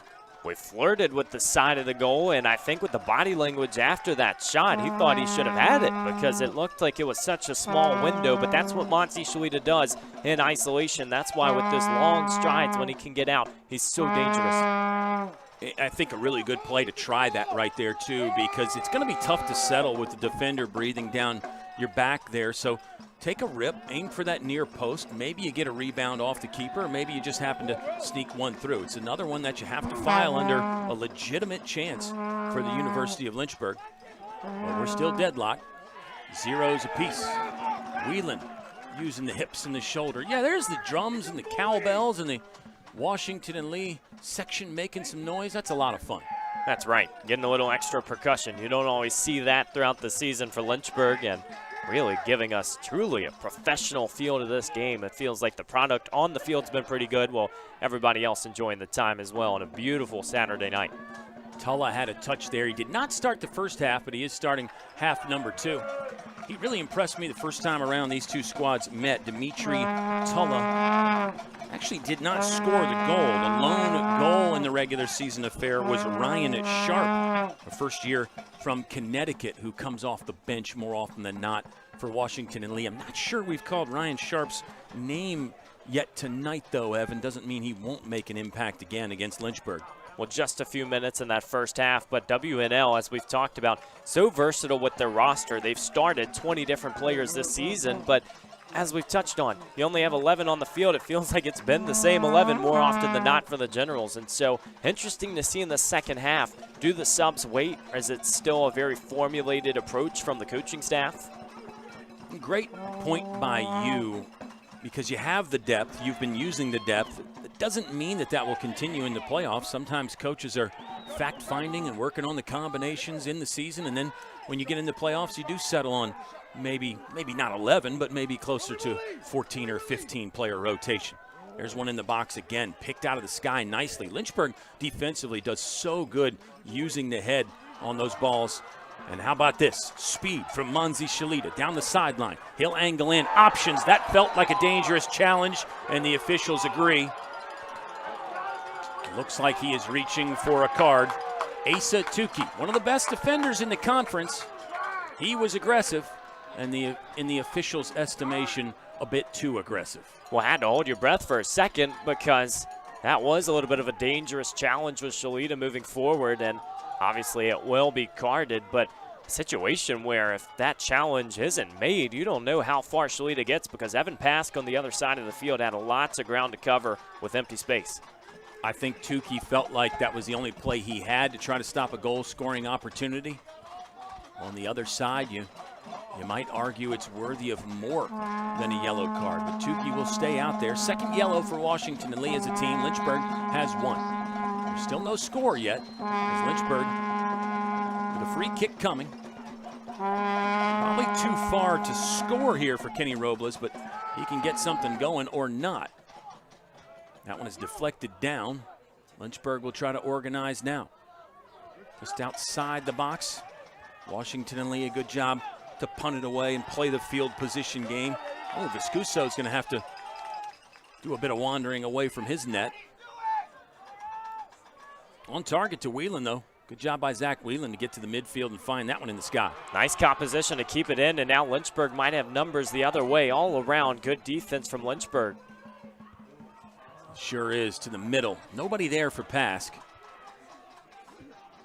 Tell you what, Kyle, it feels like when the ball is in the air, Lynchburg is winning almost every single time because we've seen some of these headers in the box. They try to keep it moving forward, whereas WNL starting to win some of these runs, and though it could feel like a counterattack will be the way to get it done, these attackers on both sides going very quickly. Reed Rouse gave it up, got it back, then lost it. Here comes Shalita. Great touch. Get by a defender, but the dribble was slightly too strong. Now Washington and Lee. Counter-attacking play in full flight. Tulla settles near sideline. He'll angle in. Options. He'll keep the dribble instead. Lynchburg trying to close the gap. They do. Fight is on. Just outside the net. 9-yard box. Now it's in. Scramble. And cleared away. Viscuso had the arms out wide like maybe he wanted a call. That might have been frustration with the defense again. And now a whistle will blow as Hall got airborne and tangled up just enough to get the tweet from our referee. Tell you what, you're starting to see Benji Velasquez worth his weight in gold on this challenge against one of, if not the best attacker in the conference, and WNL just hasn't been able to move the other numbers forward. Velasquez again, key man on the defense for Lynchburg. We've known that, but it's still impressive when he does things like that last little takeaway. Looked like maybe Viscuso wanted a handball there was what he was arguing for. Generals are in the attacking third again, and they'll get a throw as they bring most of the defense up. Even the goalkeeper, Will Joseph, just sort of strolling out to the midfield. Generals gotta feel like If they can get a goal, get the momentum rolling, it's going to be even tougher for this Lynchburg team that's known for its defense. It's not saying the Hornets can't score, but when you have your defense as a trademark, you've got to make sure that it's a clean sheet. Ball back into play, becomes a modified corner for Washington and Lee, and they'll bury it. They put it away on a play that starts as a throw-in. It's number 15, Spencer Furman. Right place, right time, on the doorstep. He wasn't going to miss that after the ball found his right foot. Generals strike first in half two. We anticipated set pieces might make a difference. This set look from the corner kick is just enough as W&L roughs it up. And in a contest like this where it is back and forth, sometimes that's not going to look pretty. And just a cross that finds the right spot, an extra touch. The Generals send it home. It was Matthew Jenkins on the throw. He had the two-man game with Egbe. We know what kind of gravity he has. Defense has to respect him. Then it goes back to Jenkins, who sends the cross in. As you just mentioned, a little redirect to find Spencer Furman. And that's why you crash on those. That's why you get those throw-ins in your attacking third. Watch out. If you're Lynchburg, be careful you don't give up another one right away. Momentum swings can be massive in the game of soccer, and you don't want to fall down even more if you're the Hornets. This is the first wrinkle in the blueprint that we've seen all night long. It feels like it has been 50-50. And so now with the Generals getting this first goal, we mentioned it earlier, how much does it change from Lynchburg? Because if you're too uncharacteristic, it can be even more dangerous. For Spencer Furman, it's goal number 2 of the season for him. Tulla, nice touch, dancing with it, and then he is dispossessed. More great defense from the University of Lynchburg. Again, their individual defense is just absolutely outstanding. Not that the team play is bad, but individually, one-on-one coverages, those kinds of things, Evan, Lynchburg, top tier. And still a lot of confidence from a coaching staff as well, because when you can win those one-on-ones, you can be a little more aggressive, a little more antsy on the other side of the game. Washington and Lee looking to win their 5th contest in a row. And if they were to win the game, it would be ODAC Championship 2 in the last 3 years. Lynchburg won it last year. Washington and Lee got their last title in 2022. And worth repeating again, these teams have traded the last 10 in a row, and they'll trade the 11th one as well. Lynchburg has won 6 in the last decade, Washington and Lee 4. General player stumbled in front of the fans there, and they're going to have a few things to say. Not exactly easy. It reminds you of the Cameron Crazies where you see a picture like that and you got everybody. The only thing that's missing is the hands waving. It looked like Matthew Jenkins handled it just fine there as he hands the ball to Tukey to throw in. After all, Jenkins was the one that served up the cross that led to the Spencer Furman goal. So I would assume he's feeling good regardless of what he's feeling from the opposing fans or hearing from the opposing fans. Tukey wanted to go quick, looking in all directions. And now he'll instead just hold on to it. How about Robles really attracting 3 or 4 defenders at a time going down that far touchline, and we're going to see a little bit more of that. The question is, can he get the cross to reverse the field? As we see right now, Lynchburg will try to open space. It's got to be the right timing on these runs. Totally agree. And if you're Lynchburg, it's not time to panic. Don't get away from your game plan, but make sure you're sharp here in this last 35 minutes or so. Hornets will have to be. Generals are accustomed to playing with leads, aren't they? You don't win as many games as they do, 12 this season, by not knowing how to hold on to a lead. And Washington and Lee really, not just in the last 2 or 3 or 4 years, has been outstanding. They've been incredible the last 10 or 20 years. There's more physical play. Ryan Sharp from Washington and Lee. Keaton Napier, Lynchburg, I think. Well, Kyle, you know why the emotions can get so heightened, because not only is it a conference tournament championship, but in this stage of the game, you've seen the same player for almost the entire time if you reverse the field at half, and so you know that you have to win this one-on-one matchup, and it starts getting even more crucial at this stage, especially for Lynchburg when you know you need a goal. You start thinking a little bit differently when you're playing from behind in the second half, don't you? Some players might be immune to it. Everybody's different.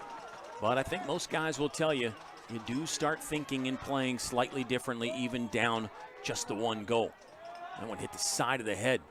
Hornets with a possibility here.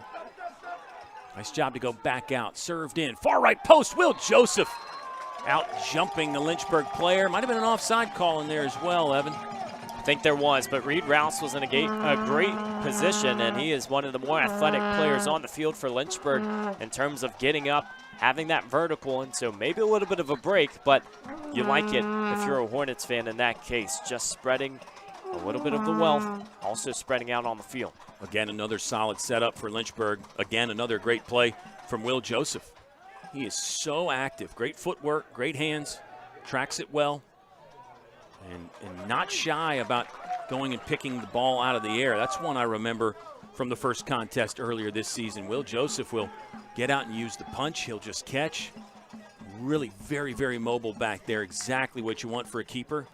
And would make sense. He's the first team All-ODAC selection from last year. Generals on the run again.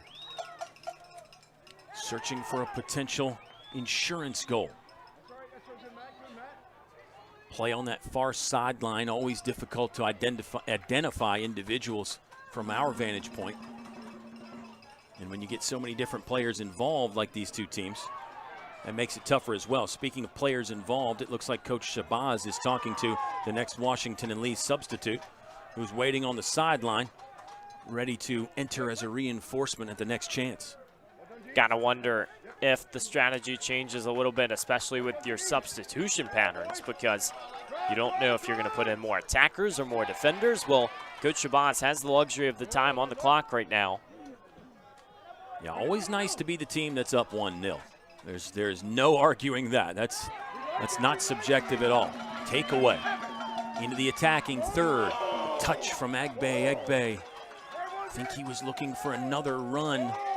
It's rare that he doesn't get a clean touch, especially with that kind of space. I think he was looking for a teammate to make themselves available. Good sportsmanship there as Agbe got tangled up, and he'll go over and share a little high-five fist bump with the Lynchburg player. Well, now it's just frustration spilling over from the opportunity. Felt like he missed one. W&L had numbers going into the box and a little miscommunication, but we're starting to see it again, maybe the opposite of what we saw in the first half. Now Lynchburg pressing forward and W&L trying to take advantage of some of the holes in the system because this back line is all over the place right now, starting to spread out.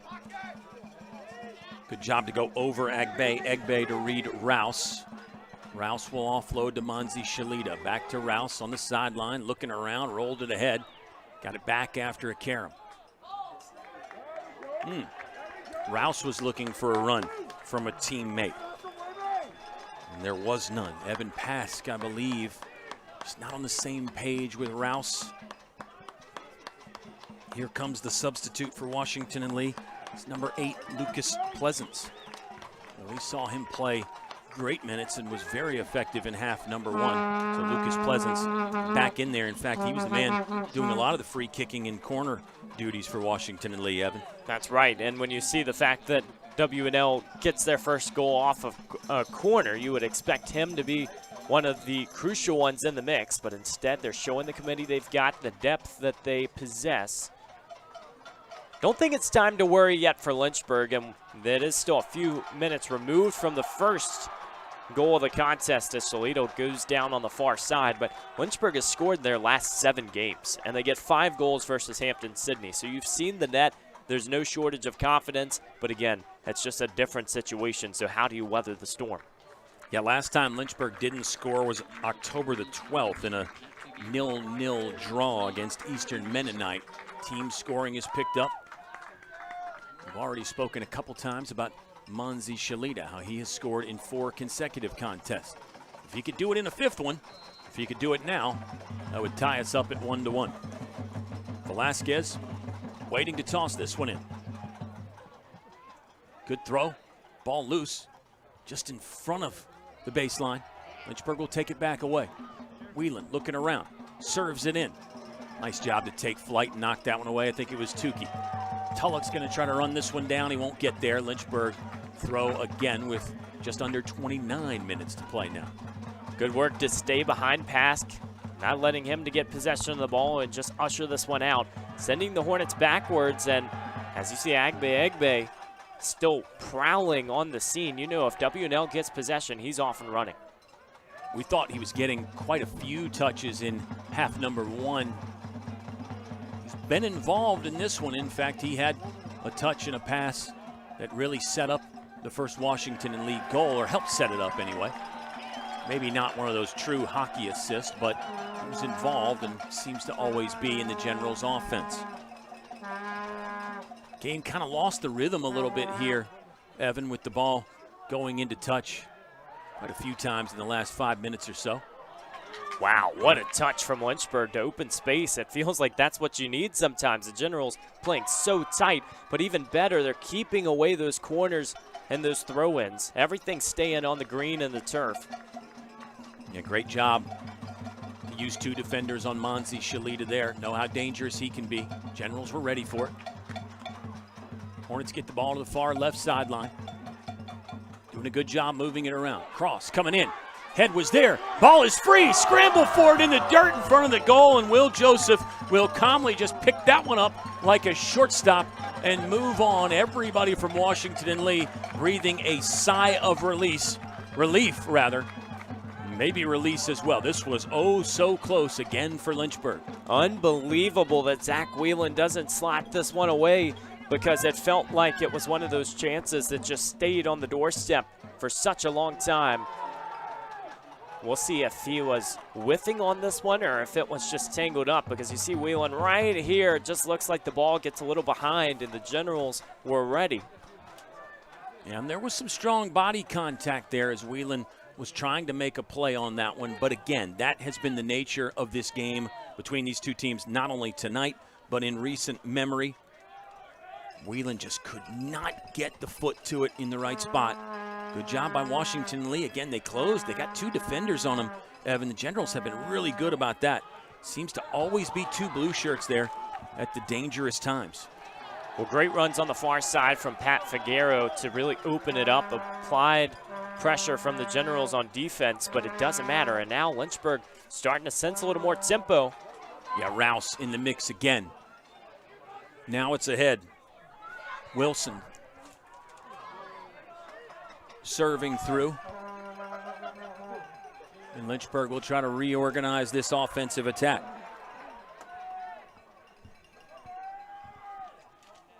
Hornets on the far sideline. Figueroa. That cross never got to an intended target, but Lynchburg going to stay relentless here.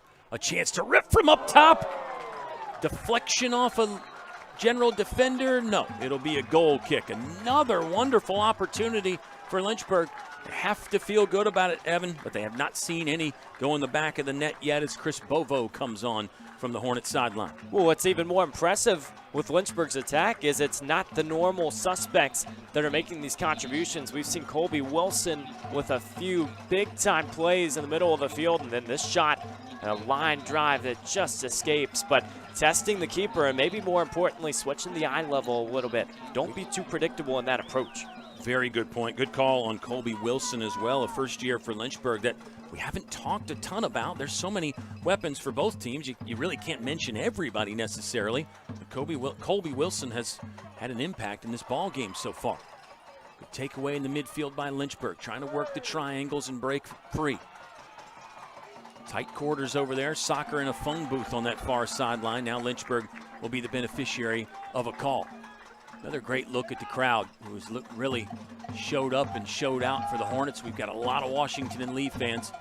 They're on the sideline and stands right in front of us. Official with a word with a player from each team who is kind of engaged in a little mini shoving match, but not a full-blown skirmish there. Velasquez to restart. Good foot on that one. Wow.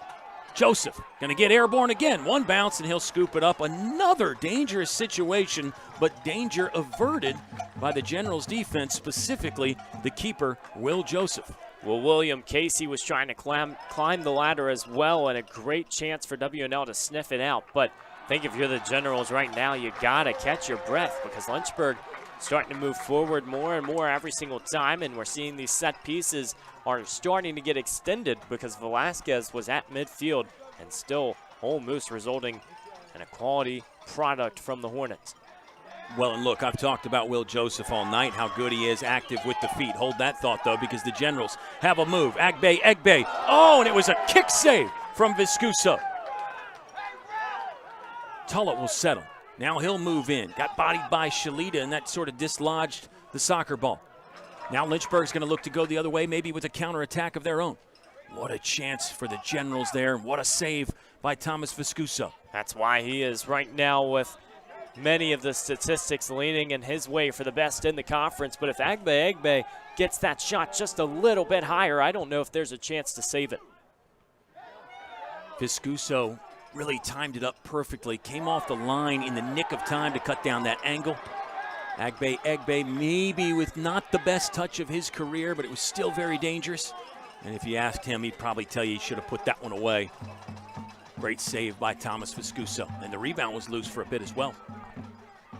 Lynchburg's on the move again. This has been the general theme for the last 10 or 15 minutes. Evan, Washington and Lee with the only goal. We were knotted up 0-0 at halftime. Washington and Lee.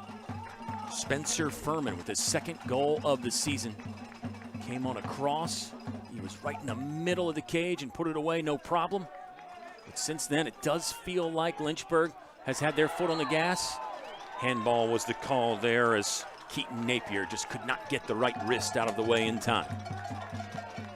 Here's another look at one of the chances that we've seen in this contest created from Lynchburg. You know, what's interesting, Kyle, is that when you look at this general squad, they were outshot 22-6 in their last match. There's the beautiful save from Viscuso, just showing the mobility. And so for the Generals to be getting outshot in this one as well, 8-3, they're showing they don't necessarily need a large number of opportunities. They just needed one so far, and will it be enough is the question. The old quality versus quantity phrase. You'd love to have both if you're a soccer coach. But in this case, Washington and Lee will take a little bit more quality. They certainly have finished their best chance of the evening and lead 1-0. Shalita will get things started with the change of direction. Tried to pop the clutch and get into the full sprint, but was unable to keep the ball on his foot. Egbe in the middle. Now it's Tulla dancing around a sliding defender. Oh, major collision there. You feel like this has got to be a whistle. It is. And our official will produce another yellow card. Fourth of the game. Now it's 2 for each squad. Zach Whelan, somebody who has been really quieted from this WNL squad. And we're just seeing the midfield starting to be a little spread out for Lynchburg. They're having to go outside instead of through the middle. But Zach Whelan on this play just trying to catch up. Another look at the fantastic save there as things get sorted out. 6 passionate players in there. Referee trying his best to just not only take the temperature, but keep the temperature down. I think this is going to be the setup. Yeah, as Whelan just runs up the back of Tulla. Playing hard, no doubt about it. I think Whelan might have been frustrated that he missed an opportunity on a previous play. Tulla, Egbe, and Pleasance, again, standing around the ball. We saw this on a couple free kicks in the first half. That seems to be the general setup for Washington and Lee, at least on free kicks in this area. And it is a dangerous area, Mr. Gates. Tulla will run away. Egbe, soft serve into the middle. Thomas Viscuso taking flight. Ooh, and then he got bumped in the shoulders there. Incidental contact. He'll bounce up. It's interesting, though, when people talk about incidental contact because the official, it's not his job to determine whether the contact was incidental or not. It's his job to determine whether the contact was legal or not. It doesn't really matter the intent. The referee isn't out to decide that. As he'll have a word with Thomas Viscuso. Viscuso obviously very upset about the previous situation. I don't think he was quiet once he got that ball out either, because we could tell that was one of those instances. Just feels like tension starting to build a little bit more for somebody like Viscuso, who has been so composed throughout this season, to be as verbal as he is. There's definitely something up. This is a look at the entire setup. Love how Egbe just floats this. And Viscuso again sighting it well. And there's the collision. Be your own referee. You get plenty of opportunities to do that in a game like this, don't you, Evan? That's right. And I definitely think there are multiple opinions out. If you go travel around the crowd, you're going to hear different things no matter who you talk to. Cesar Acosta in. I think maybe Noah Matthew in as well for Lynchburg, and a third substitute too that we'll try to run down for you in just a minute. Velasquez waiting his turn to throw it in again. He can get him deep. This one is a good one. Headed and flicked towards the goal. Lynchburg arguing for a corner. Goal kick is the call. We're starting to see more Hornets get involved this season, especially in the goal tally. Noah Matthews, somebody who got his first goal of the season against Hampton-Sydney. And so that's an instance, once again, where your coaching staff has to just trust this attack. You cannot give up a second goal because that would almost be the end, certainly behind the 8 ball. But for Lynchburg right now, it's about that supporting cast. How much energy can you bring to set up your starters in the final few minutes? Speaking of supporting cast, look like Aiden Cass on, Monzi Shalita off. Assume we'll see Monzi again. Maybe just a hydration break, a breather. Get off your feet for a minute, get ready for what could be a photo finish. Does Lynchburg have time? We know they have talent. Do the Hornets have time? Here's an opportunity getting set up right there. Pleasance couldn't run it down for Washington and Lee. A whistle will blow. This is against the Lynchburg Hornets. It's a late one on Colby Wilson from one of those challenges initially, and got to be frustration, not only because the whistle is late, but Aiden Cass was out and ready to go before there was that encounter. And so, you know, Lynchburg, once again, is just a step away from opening up the field and having chances. They just can't find that extra space on the field right now. 18:45 left to play. And we are in half number 2. It's a 2024 ODAC championship game. Big boot from Viscuso. That just hovered in the November night sky here in the Hill City. Went over the dorms and everything, at least from our vantage point. Lynchburg will take control, due in part to that very nice lofted bomb from Viscuso. Both keepers really do their part in getting involved in the attack the best way a goalkeeper can. There's contact just inside the penalty box. Referee will have a word. Kyle, how much of this attack is starting to happen on the far side of the field? We have rarely seen the ball make its way on the other side. We saw some challenges early from Evan Pask and Reed Rouse having some disconnect, but it feels like Monzi Shalita is always targeting that left side, and we'll see if Lynchburg switches that up. Well, I think some is by design and some might be by accident, Evan, but it's, again, another bang-on point by you, because it does seem like most of the activity here in the last 10 to 15 minutes has taken place on that far sideline, or at least that far third of the field, we'll say. Back to Viscuso. This is what I was just talking about, a chance to be part of the attack, an on-target sort of line drive pass to that far sideline. Lynchburg taking some time now, trying to build from the back. This is, I would say, maybe just a slight change. Now over to the near sideline. Lynchburg really is, to me anyway, Evan, showing a bit more patience here. I think you have to, and you got to be confident in that back line as they've been all season long, because some of this possession is going to bleed the clock down. There's no doubt about it. And so there's got to be a quality chance at the end of the road, because if not, Lynchburg is going to see themselves lose this match. So how much can you make connections in the midfield? Great call by you. And Washington and Lee, if we identified Lynchburg was trying to have a build-up from the back, you know the Generals identified that as well. They'll make the counter move to try to take it away, and we're seeing it in action right there. The whistle will blow. It's another penalty on Lynchburg. Just another misdemeanor, it looks like, though, as Trian Kahayas, the man from Greece, was down on the ground slightly.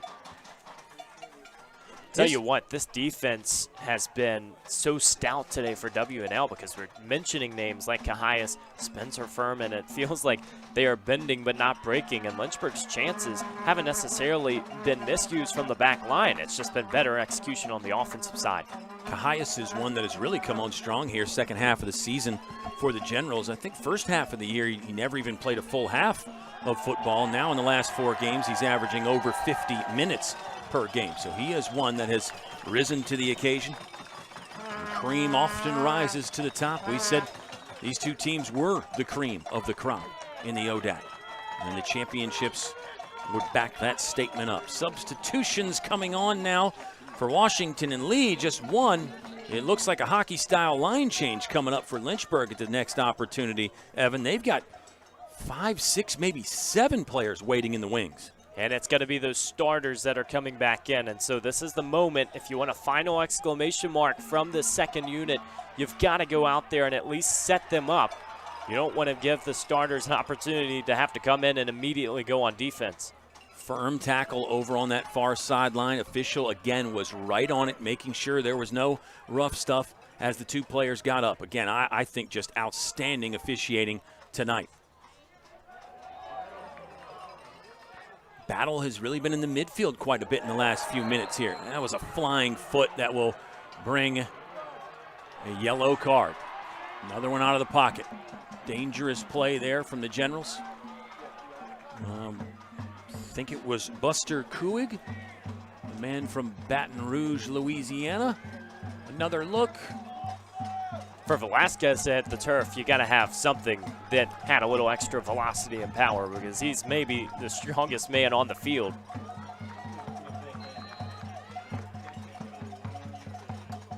Viscuso will send another one high into the night sky. This is deep. Got it all the way into Washington and Lee box, but Lynchburg can't really control, not just yet anyway. Hold that thought, though. Figueroa on the move. Tried an overlap, couldn't get the ball back. Now Lynchburg's in the middle. Great opportunity here. Cass thought about pulling the trigger. Instead, he'll pass to the sideline. And Lynchburg was offside again. Wow.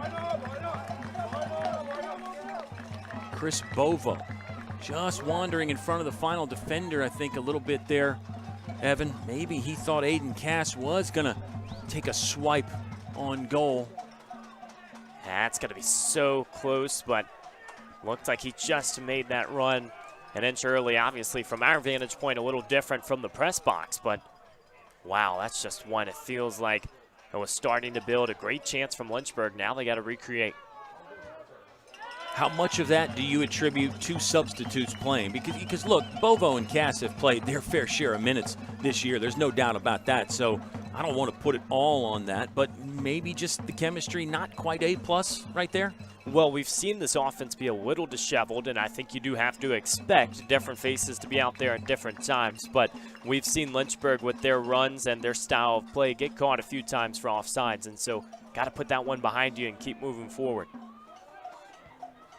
Generals. Tukey will send one up very high. Here comes the aerial acrobatics again.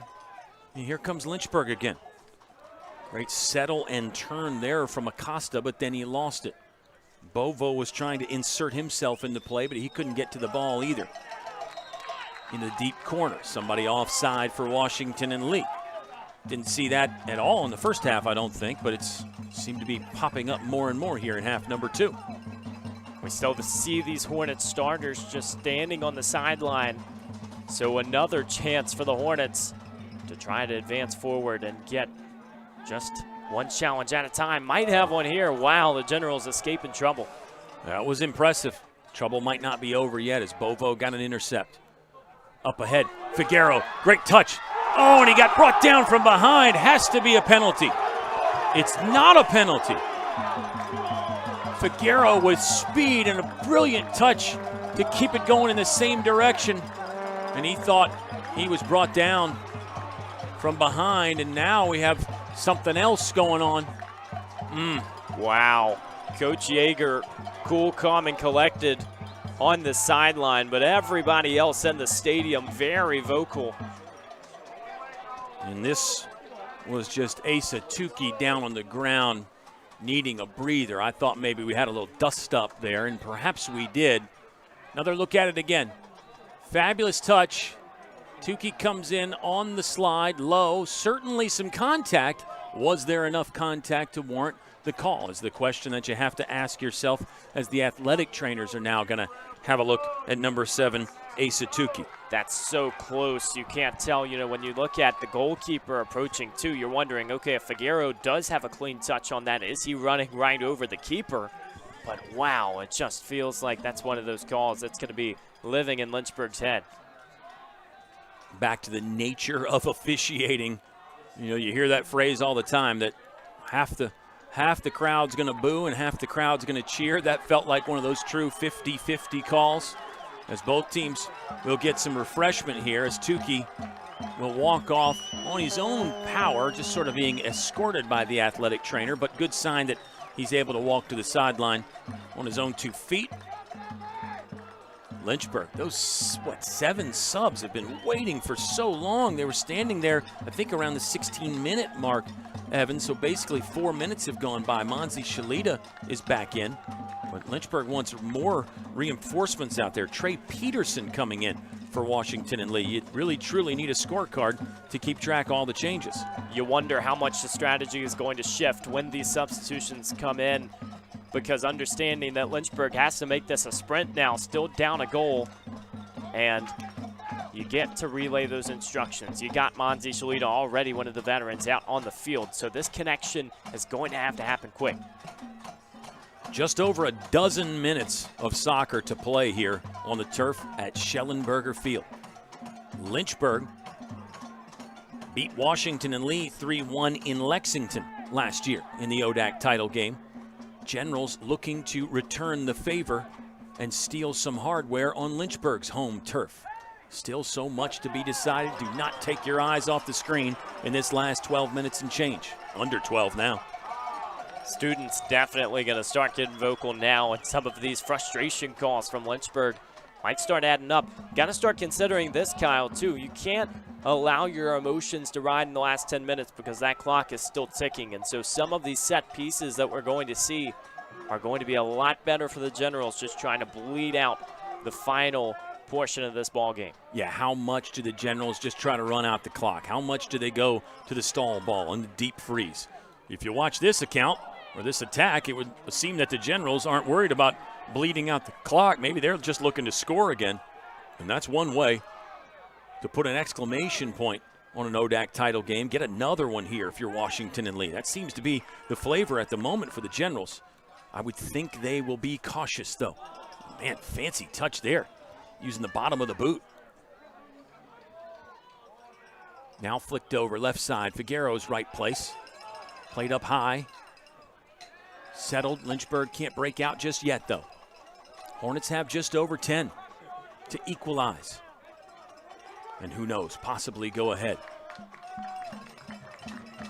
These two teams played to a 1-1 draw earlier this season. They met twice last year. Washington and Lee took the regular season matchup 4-0. Lynchburg got revenge in the ODAC title game. Some pushing and shoving going on down there. That got our officials' attention. Stop the clock with 10:23 left to play. I think we'll see that more. I think our official's going to stop the clock more, especially in situations like that. I think he would do that anyway, but given the fact that it's an ODAC title game, you want to give the guys a chance to play. I think the referee will be a bit more liberal, about stopping play in scenes like this. Well, 100%, and you recognize that there isn't exactly added time when you look at the 45 minutes. You just got to stop the clock for some of those injuries, some of those confrontations that the referee needs to make. And so now it just comes down to understanding in these last few minutes, okay, let's get this game in our control for Lynchburg, because knowing very well that if the Generals get a few long-winded possessions, it's going to get even tougher. Midfield duel here. Can anybody win this and secure a complete possession that could lead to something? Not yet. Ball high in the sky. There's the box out. Head put on it by William Casey. But now the Generals have it. Soft whistle blows. We're going the other direction. Lynchburg in the red on red, moving left to right from our perspective in the press box. Washington and Lee, blue on blue, scoring on the goal to our left. 9.5 to go. It's really crunch time now. And how much are you thinking about some of the plays earlier in this contest? The Shalita shot that didn't connect. Whelan was right next to the keeper. Some of the star players for Lynchburg have had their moments, but they're going to have to be a little bit better in these last 10 minutes because Lynchburg has set the table, just not able to indulge in the meal yet. Might have to have a break, might have to have some luck. If you're Washington and Lee, don't allow that. Don't allow Lynchburg to sit down at the table. Excuse them from the dining room. Make sure you keep everything buttoned up on your side. Play smart. Use the touch lines when you need to. Organize the defense quickly. Don't take chances. Don't play casually right here if you're Washington and Lee. And if you have a chance to get a go-ahead goal, to get an insurance goal, we'll seize that opportunity as well. Here comes Lynchburg with a build-up that appears to have some menace. Generals do get back and organize the back line. Contact there. Thigh to thigh. Clock will stop again. Let's see if, yes, the yellow card has come out of the pocket of our official one more time. Well, that was frustrating because Cass went down behind the play, and so when he's getting back up, Lynchburg's trying to use that space in the middle of the field, and instead relinquishing possession and just a little cheap from Bovo. As you see number 2 on your screen, Cass trying to recover, and so Lynchburg gets booked one more time, and now WNL is set to make a substitution before the wall or the crew of Lynchburg comes back into the contest. Well, what, has it been 7-8 minutes that they've been waiting over there? Most of the players in that grouping anyway. Asa Took back on, by the way, for Washington and Lee. Might just be, sorry Kyle, it might just be a coaching strategy too to try to get them to see the game a little bit. Obviously, you know, get focused for these next 10 minutes, or now 8.5. That's a thought. That's an interesting thought. Well, here they come. This is a brand new army out there for Lynchburg. Plenty of familiar faces. We'll try to run them down for you. They do come out to a big applause from the home crowd. And the time is now or never for the Lynchburg Hornets, who trail with 8:20 on our scoreboard. And the officials are doing their best to count up the players, which is very smart. A change like that, you can lose track and all of a sudden have 10 or 12 out there before you know it. It's a very good point, too, because, you know, anything at this stage of the match, don't think that Coach Yeager is going into the film session saying, okay, this is the strategy we're going to employ, but a good thought. Well, and I think it might even be by mistake, right? Somebody standing over there, an extra guy who thought his name was called, and you think you're going in or something like that, but still 11-on-11 soccer here. And there are 22 really talented cats out there right now in this one. It has been fun to watch.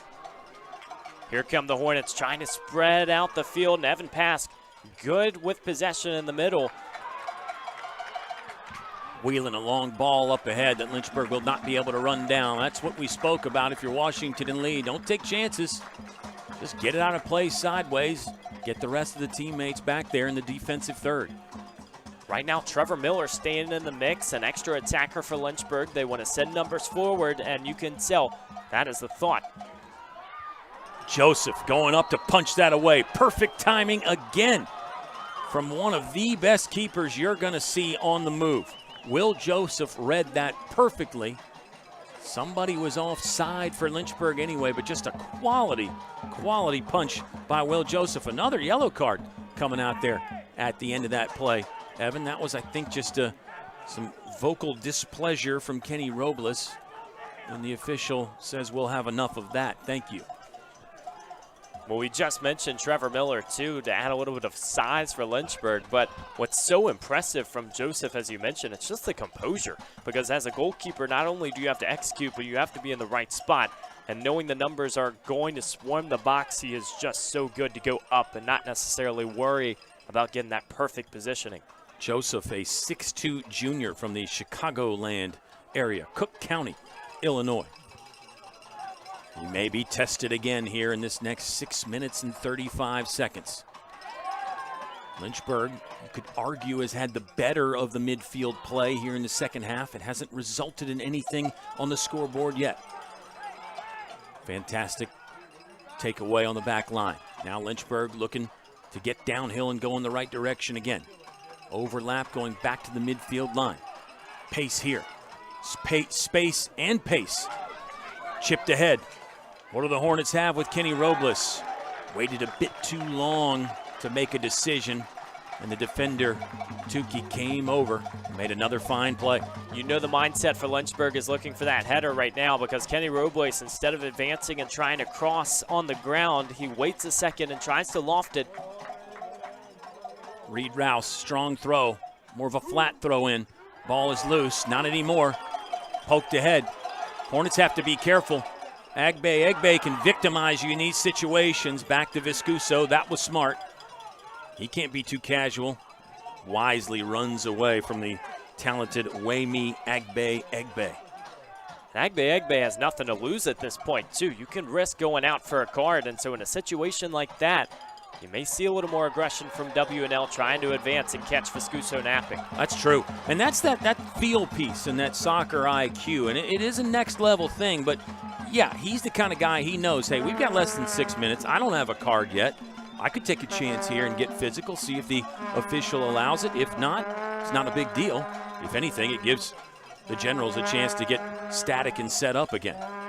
Longwood put into the offensive third by Washington and Lee.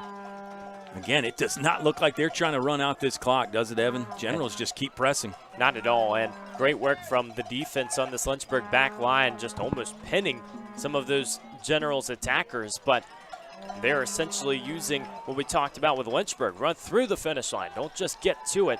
And now in the final 4.5 minutes, this is where you're testing everything you've worked for all season. It's not necessarily that this is the end-all, be-all, but it's saying, okay, we've progressed, we've learned through the lessons.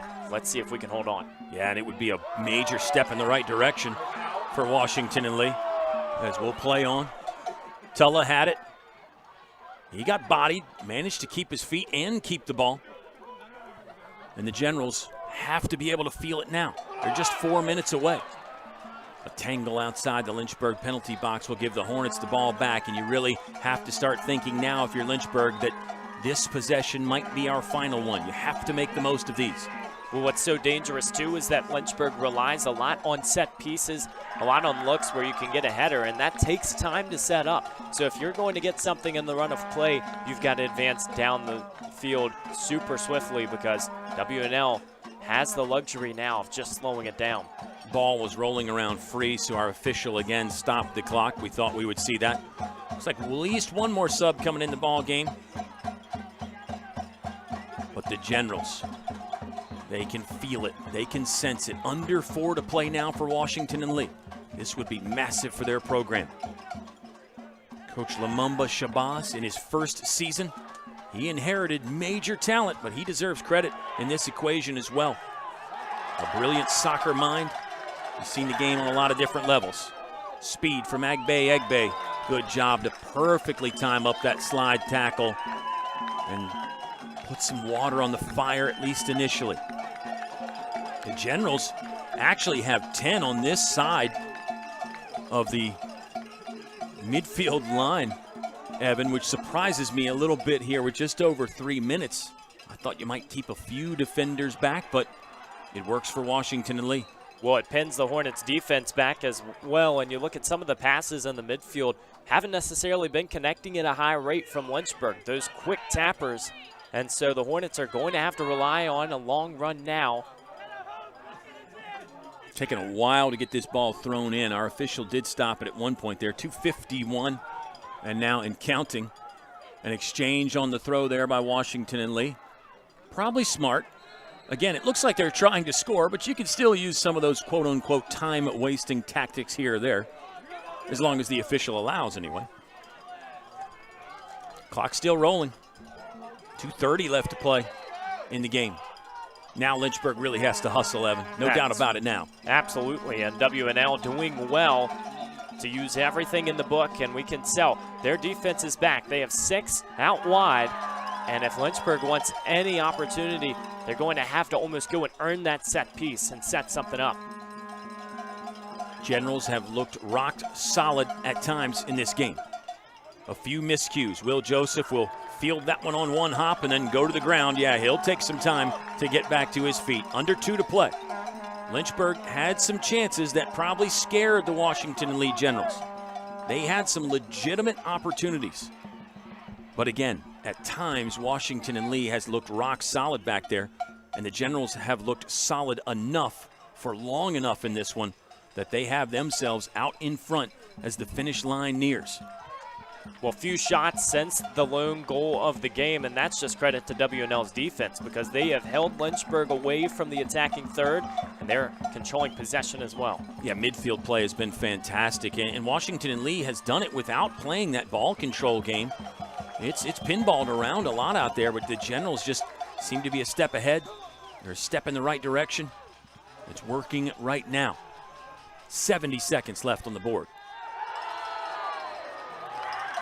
A foul that will draw some displeasure from Colby Wilson, who again has been around the ball so much tonight, Evan. Credit Colby Wilson for making himself a factor in this game. Under 50 to play in the game. It's right around the corner now for Washington and Lee. Do the Lynchburg Hornets have one last shot? We've seen late goals on the turf here at Shelley. Does one happen tonight? There was a threat for a late General goal. Whelan will play it long.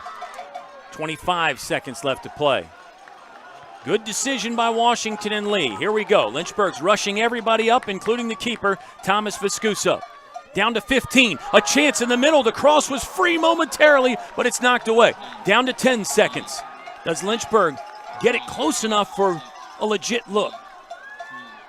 Airborne, knocked towards goal, but Will Joseph is there. He makes the grab. Washington and Lee storms the field. The 2024 Old Dominion Athletic Conference champions in men's soccer are the Washington and Lee Generals. Kyle, you mentioned photo finish. Here you go. It was so long in the second half for us just to have to hold our breath and see what would uncover. And this is a Lynchburg team that fights to the final second, trying to create chances. But once again, goes back to WNL. It goes back to the possession stats, what they were able to accomplish. And, you know, maybe one of the most dominant signs is most of the time, if you go on Schellenberger Field, you get a big key victory. You're going over, waving at the student section, feeling the emotions. Well, WNL looked composed the entire time. I don't think they're too emotionally strong after this one. They're saying business is still all in front of us. I don't think the Generals feel like they escaped. I don't think Washington and Lee feels like they got this one by the skin of their teeth. The Generals earned this. What an outstanding game as half the team comes to run and celebrate with the fans. You see the dejected Lynchburg players. What about this Washington and Lee squad? They have not lost a game to an ODAC foe this season.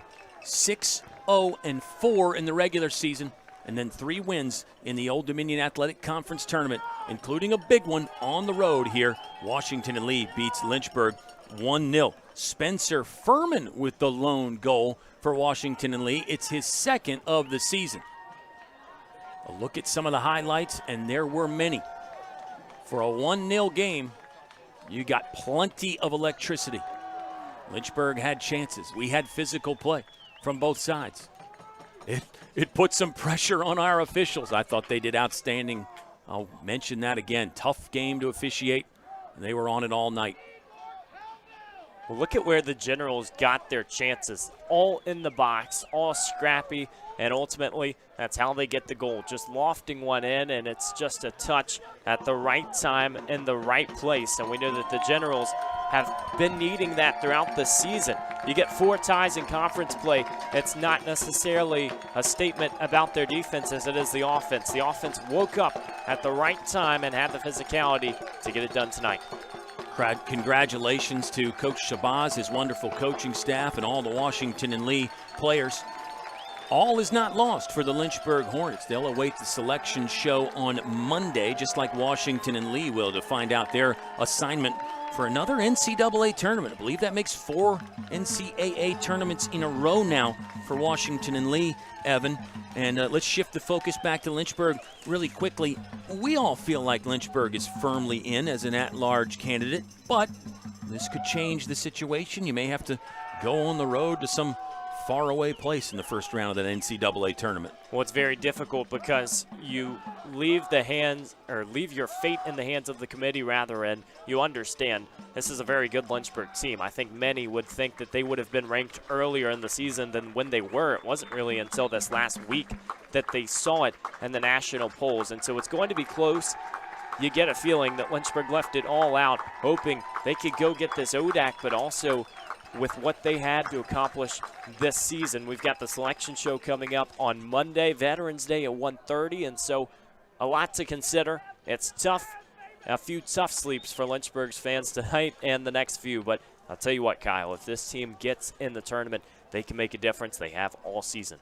Well, just before we go, a few additional observations from me. Will Joseph for Washington and Lee, outstanding. There's a reason why he was the first team all-conference keeper last year. Loved watching him. We know how good Egbe is. Didn't score again tonight, but he just, I use that term gravity. He just has so much of it on the Lynchburg side. Some talented guys over there that are hoping their career did not end tonight. They're hoping they get the at-large bid on Monday. But what a night, man. Loved working with you again, and we'll see where we go from here. Plenty more LHSN broadcast. The Old Dominion Athletic Conference stuff is going on, as we said, although a lot of the fall sports are wrapping up. However, volleyball tournament has not started yet. We'll be on Tuesday night in Turner as University of Lynchburg volleyball team, 4 seed, so they'll host a quarterfinal matchup. And big thank you to everybody at the Old Dominion Athletic Conference, our commissioner, Brad Bankston, JJ, Stacy, everybody that has such a hand in this. I know we're biased, but I think best conference in the nation. Oh, absolutely, and it does help a little bit when you got the ODAC office just about 10 or 15 minutes away in Forest. But overall, you know, when we look at this matchup, Lynchburg and WNL, it's the tail of the tape that we seem to see every season. The Learfield rankings, all the good stuff. It's going to be fun to see because I'll tell you what, Kyle, I don't think this is the last ODAC championship that might feature Lynchburg and WNL. Great point. We'll leave it there. Fantastic stuff, Evan. Thank you to our entire LHSN team. I'm going to name a few names. I hope I don't leave anybody out, but the always outstanding Ethan Maratsky, that's national champion Ethan Maratsky. John Faust, who is never late. He's always on time. Let's see. We had Ricky out there. We had Brian out there. We got so many. I know I'm going to leave somebody out, but thank you for watching. We've done enough damage for one night. Congratulations once again to the Washington and Lee Generals. They improved to 13-3-4 overall on the season. They capture ODAC Title II in the last 3 years. Lynchburg will move to 12-3-4 on the year, and they fall one step short of the goal. We're so glad you watched it. Thanks for stopping by and enjoying the broadcast on the Lynchburg Hornets Sports Network.